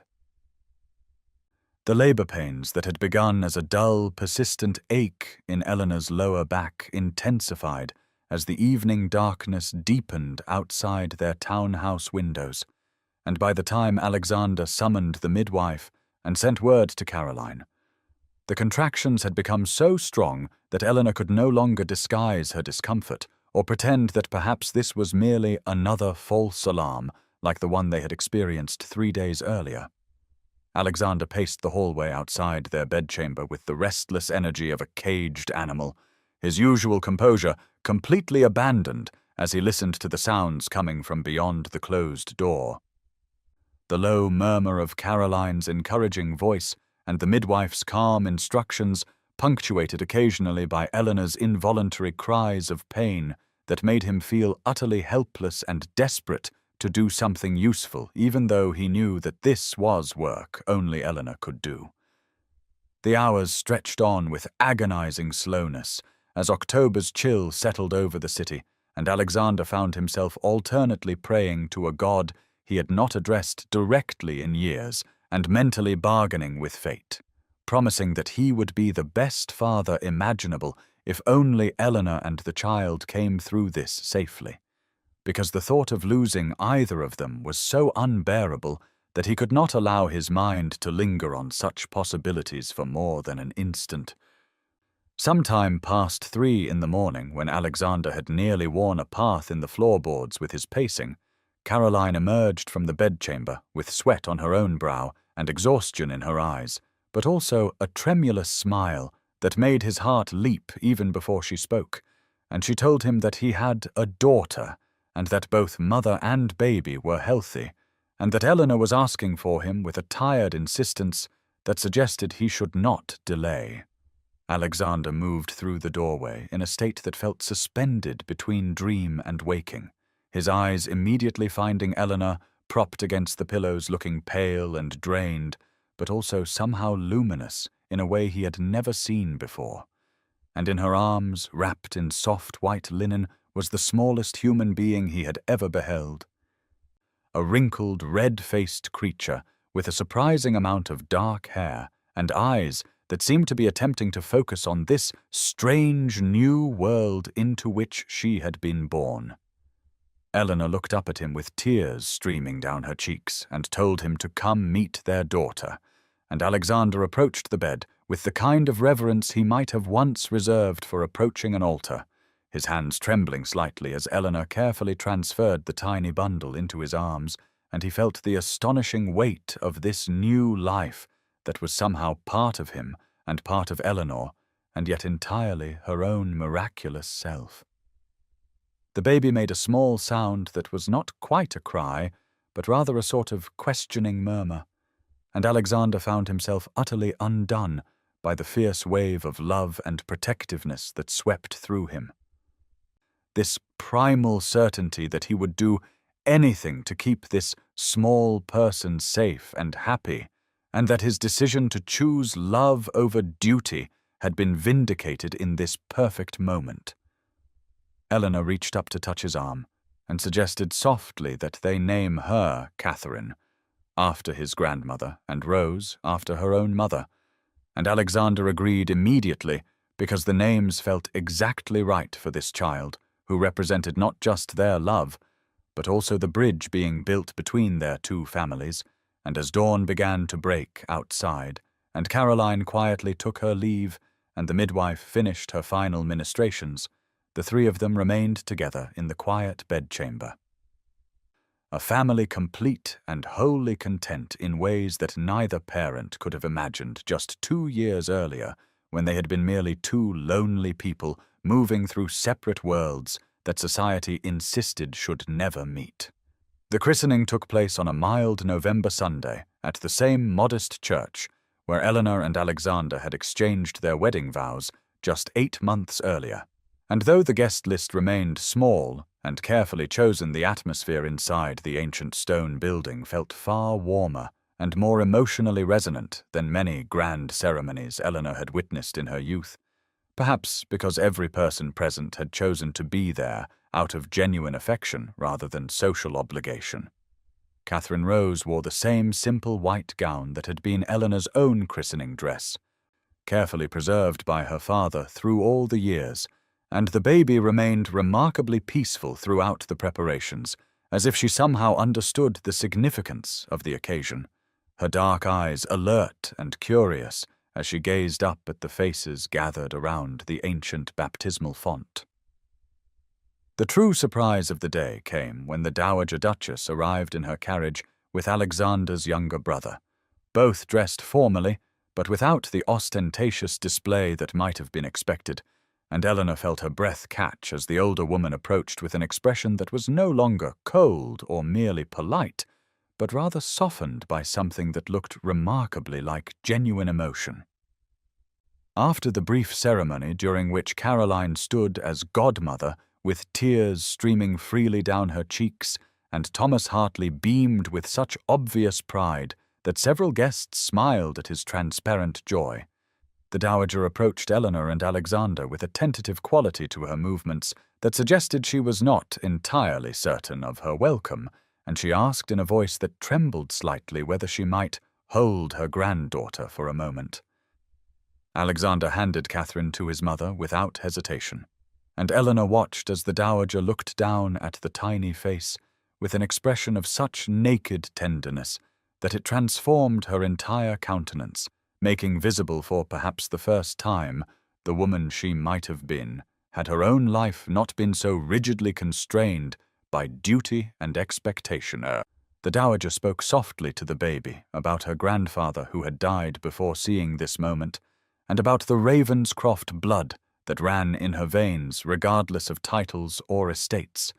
But then she looked up at Eleanor with eyes that were bright with unshed tears and said clearly enough for those nearby to hear that Catherine was fortunate to have a mother of such character and grace, and that she hoped Eleanor might find it in her heart to consider the dowager not as an adversary but as family, imperfect and late to understanding, but sincere in her desire to make amends. Eleanor felt her own throat tighten with emotion as she assured the older woman that forgiveness was freely given, and that Catherine would indeed know her grandmother, and in that moment Eleanor understood that the reconciliation was complete, that the family which had once seemed so determined to exclude her had finally recognized that love and worth could not be measured by pedigree alone. Alexander's brother proved equally warm as he held his niece with surprising competence for an unmarried man, and declared that she would certainly grow up to be a heartbreaker, and the easy affection between the brothers made Eleanor grateful that Alexander's choice had not permanently fractured those bonds. The small reception that followed at the Ravenscroft townhouse felt less like a formal christening celebration and more like a gathering of people who genuinely cared for one another. With Thomas holding court about his granddaughter's obvious brilliance, and Caroline organizing everything with her characteristic efficiency, while the dowager sat quietly in a corner, simply watching the scene with what looked like peaceful acceptance.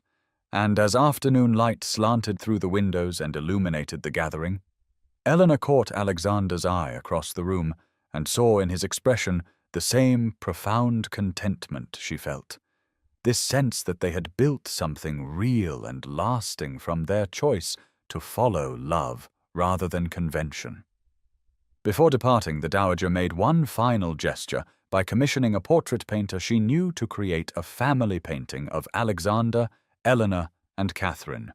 And though Eleanor initially protested the expense, the older woman insisted, with a firmness that reminded Eleanor of Alexander's own stubborn determination, saying that every family deserved to have such moments preserved, and that she would consider it a personal gift to her granddaughter, who would someday want to see herself as an infant, surrounded by parents who had chosen love above all else.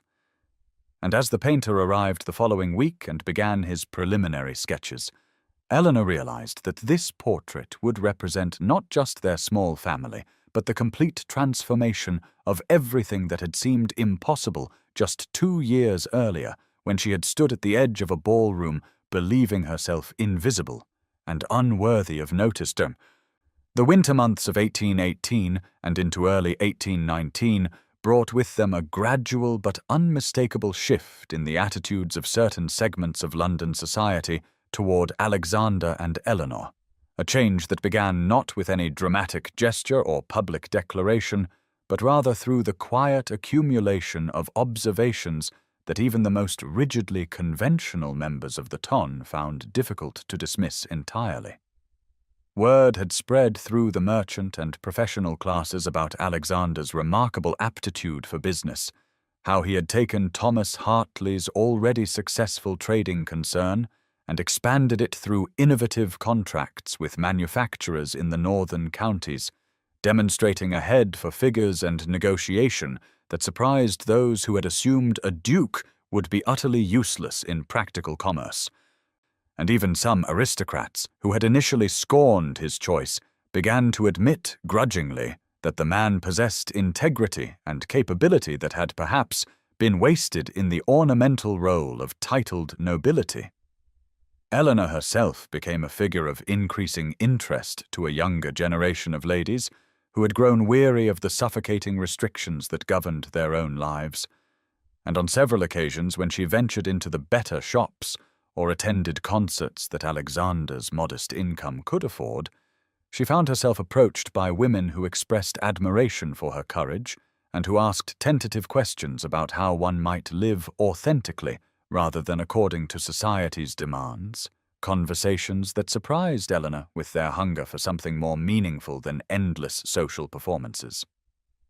The small townhouse that Alexander and Eleanor occupied became over those months an unexpected gathering place for a diverse collection of individuals who might never have mixed in traditional aristocratic settings, with evenings that brought together successful merchants, reform-minded younger sons of noble families, writers and artists seeking patronage based on merit rather than connections, and even the occasional radical thinker whose ideas about social equality would have been scandalous in more conventional drawing rooms.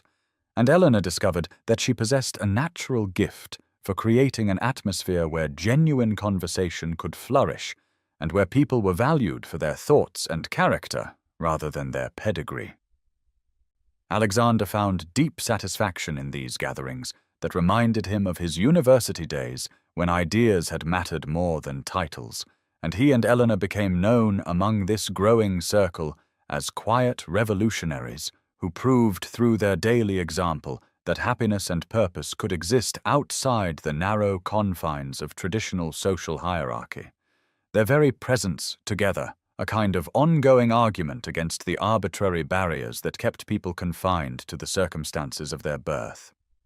Even the Dowager Duchess remarked during one of her increasingly frequent visits to see her granddaughter that she had never seen Alexander so fully alive and engaged with the world. And though she still maintained her connections to traditional society and would never fully abandon her belief in the importance of lineage, she had begun to understand that perhaps true nobility resided in character and choice rather than in ancient names and inherited estates. When an invitation arrived in late January for a modest ball being hosted by a baronet known for his progressive views and his willingness to include guests from various social ranks, Eleanor felt Alexander's questioning gaze upon her as they sat together in their small library, with Catherine sleeping peacefully in her cradle nearby, and she understood that he was asking whether she felt ready to return to the kind of setting where their relationship had begun, whether she wished to face again the society that had once dismissed her so cruelly. And after a long moment of consideration, Eleanor met his eyes and told him that, yes, she thought perhaps it was time. Because she was no longer the invisible woman who had stood at the edge of the Pemberton ballroom believing herself unworthy of notice, and she had nothing to prove to society but perhaps something to demonstrate about the possibility of building a life on love rather than convention. The February evening in 1819 carried with it the same crisp quality that Eleanor remembered from that transformative night more than a year earlier, when she had first entered a grand ballroom, expecting nothing and finding everything, and as the carriage bearing her and Alexander approached the well-lit townhouse of Sir Edmund Hartwick, whose progressive views and eclectic guest lists had made him something of a controversial figure among the more traditional aristocracy, Eleanor felt Alexander's hand find hers in the darkness and squeeze gently, as if he understood without words the significance of this moment, this return to the kind of setting where their impossible love had first begun. Unlike that earlier occasion when she had dressed in her most modest gown and entered with her head bowed, expecting invisibility, Eleanor now wore a dress of deep sapphire silk that Alexander had insisted on commissioning from the same dressmaker who served several titled ladies, not ostentatious, but beautifully cut to flatter her figure, which had recovered remarkably well from Catherine's birth. And as she stepped from the carriage with Alexander's assistance, she stood straight and met the eyes of arriving guests with quiet confidence, because she was no longer the uncertain merchant's daughter, hoping to avoid notice, but rather a woman who had been chosen and cherished, who had proven her worth through the simple fact of being loved by a man who had sacrificed everything to claim her. The ballroom itself was smaller than the grand Pemberton affair, but no less elegant, with musicians playing in the gallery and couples already moving through the familiar patterns of a country dance. And Eleanor noticed immediately the mixed nature of the gathering, with titled nobility mingling somewhat awkwardly with wealthy merchants and professional men, the kind of social experiment that would have been unthinkable just a few years earlier, but which now reflected the slowly shifting attitudes of a new generation, less convinced that birth alone determined value. Alexander kept Eleanor's hand tucked securely in the crook of his arm as they entered, and she felt the turning of heads and the ripple of recognition as people noted their arrival, some faces showing disapproval or curiosity, but others displaying unmistakable warmth, particularly among the younger guests who had heard the romantic story of the Duke, who gave up everything for love, and who saw in Alexander and Eleanor's presence together a kind of living proof that happiness might be found outside the narrow confines of traditional expectation. When the musicians struck up a waltz, that same dance that had first brought them together, Alexander turned to Eleanor with a smile that held both memory and promise, and asked with exaggerated formality whether Mrs. Ravenscroft might do him the honor of dancing with him, and she accepted with matching playfulness, allowing him to lead her onto the floor, where they joined the circling couples in movements that felt both achingly familiar and entirely new, because everything had changed since that first dance, when she had been terrified and disbelieving, and he had been curious and conflicted. As they turned together, Eleanor caught sight of Lady Pemberton standing near the refreshment table, and the brief moment when their eyes met told a story more powerful than any words could convey. For Lady Pemberton had married the previous summer to an elderly marquis whose fortune was legendary but whose temperament was notoriously cold, a match that had satisfied every requirement of rank and connection while providing not even the pretense of affection, and the brittle quality to her expression as she watched Alexander and Eleanor dance with obvious joy and intimacy, suggested that she understood exactly what she had gained in title and lost in possibility, though Eleanor felt no triumph in the observation, but only a kind of sad recognition that they had chosen such different paths. Alexander seemed to sense the moment of connection because he leaned closer as they turned and whispered against her ear that she was the most beautiful woman in the room, and that he would choose her again without hesitation given the same choice, and Eleanor felt warmth spread through her chest at words that she knew were not mere flattery but simple truth, the kind of honest devotion that had become the foundation of their daily life together. They remained at the ball for perhaps 2 hours, long enough to converse with friends from their growing circle of progressive thinkers, and to demonstrate through their presence that they had not been broken or diminished by society's earlier rejection. But as the evening stretched toward midnight, Alexander caught Eleanor's eye with a questioning look, and she nodded her agreement, both understanding without discussion that they preferred the quiet intimacy of their own home to even the most welcoming of social gatherings, and as they made their farewells and stepped out into the February night with stars visible between scattered clouds, Eleanor realized that this return to the ballroom had provided exactly what she needed, not vindication or revenge, but simply the peaceful recognition that she had made the right choice, that love and authenticity mattered more than any amount of social approval, and that she and Alexander had built together something far more valuable than titles or position, something that would endure long after the whispers and scandals had faded into memory. The spring of 1820 arrived with that particular quality of golden light that seemed to Eleanor emblematic of hope and renewal, and as she stood in the small garden behind their townhouse, watching Catherine chase butterflies among the flowering herbs, while her hand rested unconsciously on the gentle swell of her belly, where a second child grew steadily toward birth in late summer, Eleanor found herself reflecting on the extraordinary journey that had brought her to this moment of such profound and unexpected happiness, scarcely 3 years having passed since that October evening when she had stood at the edge of a grand ballroom, believing herself invisible and unworthy of notice, resigned to a life of quiet obscurity as the unmarried daughter of a merchant whose wealth could never compensate for her lack of noble blood. Alexander emerged from the house carrying the account books that had become his constant companions as his partnership with Thomas Hartley continued to flourish beyond anyone's initial expectation. His natural intelligence and years of managing ducal estates having translated remarkably well into the world of commerce, where he had proven himself adept at identifying profitable opportunities and negotiating favorable terms with manufacturers and distributors across England, and increasingly on the continent as well. And Eleanor felt the familiar warmth in her chest as she watched him set the books aside to scoop Catherine into his arms and lift her high above his head, while the child shrieked with delighted laughter. This man who had once borne the weight of ancient title and centuries of aristocratic expectation, now finding his greatest joy in the simple pleasures of fatherhood and honest work. Their life together had settled into patterns that brought daily contentment rather than dramatic passion.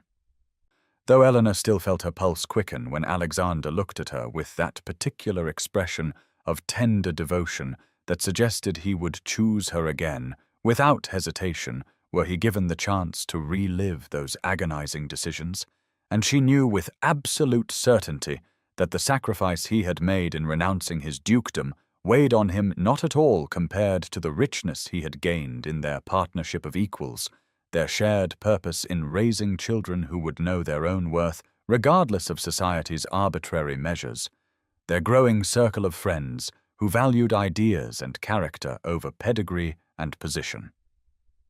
The business that Alexander and Thomas had built together now employed nearly 30 people in their London offices and warehouses, providing decent wages and fair treatment that had earned them loyalty and respect among workers who knew themselves valued beyond mere economic utility, and Alexander had discovered that he possessed both aptitude and passion for this kind of productive enterprise in ways that the ceremonial duties of nobility had never engaged. Telling Eleanor often that he felt more truly himself in negotiating a contract or solving a logistical challenge than he ever had, sitting in the House of Lords listening to endless debates about matters that seemed increasingly disconnected from the lives of ordinary people struggling to survive in rapidly changing times. The Dowager Duchess had become a regular visitor to their home, her initial stiff attempts at reconciliation having gradually softened into genuine affection for Eleanor and obvious adoration of her granddaughter, and she had confessed during one particularly honest conversation that watching Alexander's happiness had forced her to confront the emptiness of her own dutiful marriage, and to recognize that perhaps the social structures she had spent her life defending served ultimately to constrain human flourishing rather than protect anything truly valuable. An admission that had moved Eleanor deeply and strengthened the unlikely bond forming between two women who had begun as adversaries but discovered unexpected common ground in their love for Alexander and their recognition that authenticity mattered more than appearance. As Catherine ran back toward Eleanor demanding attention, and Alexander followed with that smile that still had the power to make Eleanor feel chosen and cherished, she reflected that their story had become something of a quiet legend among younger people questioning traditional expectations. And while they had never sought to be revolutionaries or reformers, they had discovered that simply living according to their values and refusing to accept society's limitations created a kind of ongoing argument for the possibility of choosing love and purpose over duty and convention. Their very existence together proving that happiness could be found outside the narrow paths that birth and circumstance seemed to dictate.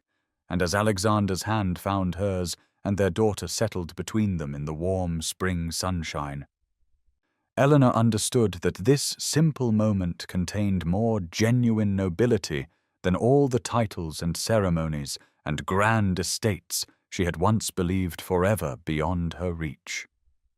The afternoon light of late summer in 1823 filtered through the windows of their townhouse library, where Eleanor sat in the comfortable chair that Alexander had purchased specifically because it supported her back during the long hours she spent reading to their children.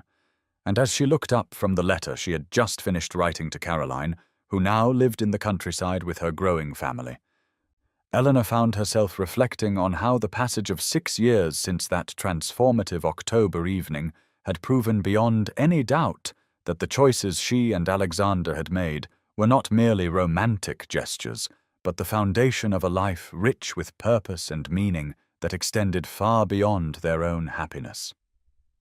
Catherine at age 5 had grown into a bright and curious child who asked endless questions about why some people had titles and others did not.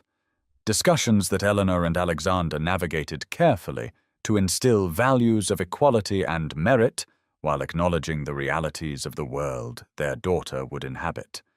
And their son William, at 2 years, displayed his father's thoughtful temperament along with a stubborn independence that made Eleanor smile with recognition of her own nature turn. The business that Alexander had built alongside Thomas Hartley had expanded beyond even their optimistic projections, now employing more than 75 people and establishing trade relationships across Europe. And Alexander had discovered a particular talent for identifying promising young people regardless of their birth and providing them opportunities to develop skills and advance based on their contributions rather than their connections, creating within their enterprise a small model of the more just society they both believed possible. Dear friends, Eleanor wrote now directly to those who might hear her story, I tell you these things not to boast of happiness achieved, but to offer hope that the limitations society places upon us need not define the boundaries of our lives, because there was a time not so very long ago when I believed myself destined for invisibility and resignation, when I accepted as unchangeable truth the message that my worth could be measured by circumstances of birth over which I had no control, and it required the extraordinary gesture of a man willing to sacrifice everything he had been taught to value for me to begin understanding that authentic love recognizes qualities that pedigree and position can never confer. The journey has not been without difficulties, as Alexander sometimes feels the weight of responsibility for those who depended on the estates he no longer controls. And there are moments when Eleanor wonders whether their children will face harder paths because of choices their parents made. But these concerns fade in comparison to the daily reality of a partnership built on genuine respect and shared purpose, where decisions are made together and burdens carried jointly, where neither party must perform a role or maintain appearances, but both can simply be their truest selves. If you find yourself trapped by expectations that feel immovable, if you have been told that your dreams are inappropriate to your station or your desires incompatible with your duty, I encourage you to remember that courage is not the absence of fear, but the choice to act according to your deepest values despite that fear, and that sometimes the greatest nobility lies not in preserving ancient privileges, but in recognizing common humanity and choosing love over legacy. The sound of Alexander's footsteps on the stairs brought Eleanor back to the present moment, and when he entered the library with Catherine riding on his shoulders and William toddling behind, clutching his father's coat, she felt once again that profound gratitude for the unpected gift of this life they had created together. And as Alexander met her eyes across the room with that look of continued devotion and partnership that had only deepened with time, Eleanor understood that their story would endure not because it was perfect, but because it was true. A testament to the transformative power of seeing and being seen, of choosing authenticity over approval, and of believing that love might indeed be enough to build a life worth living.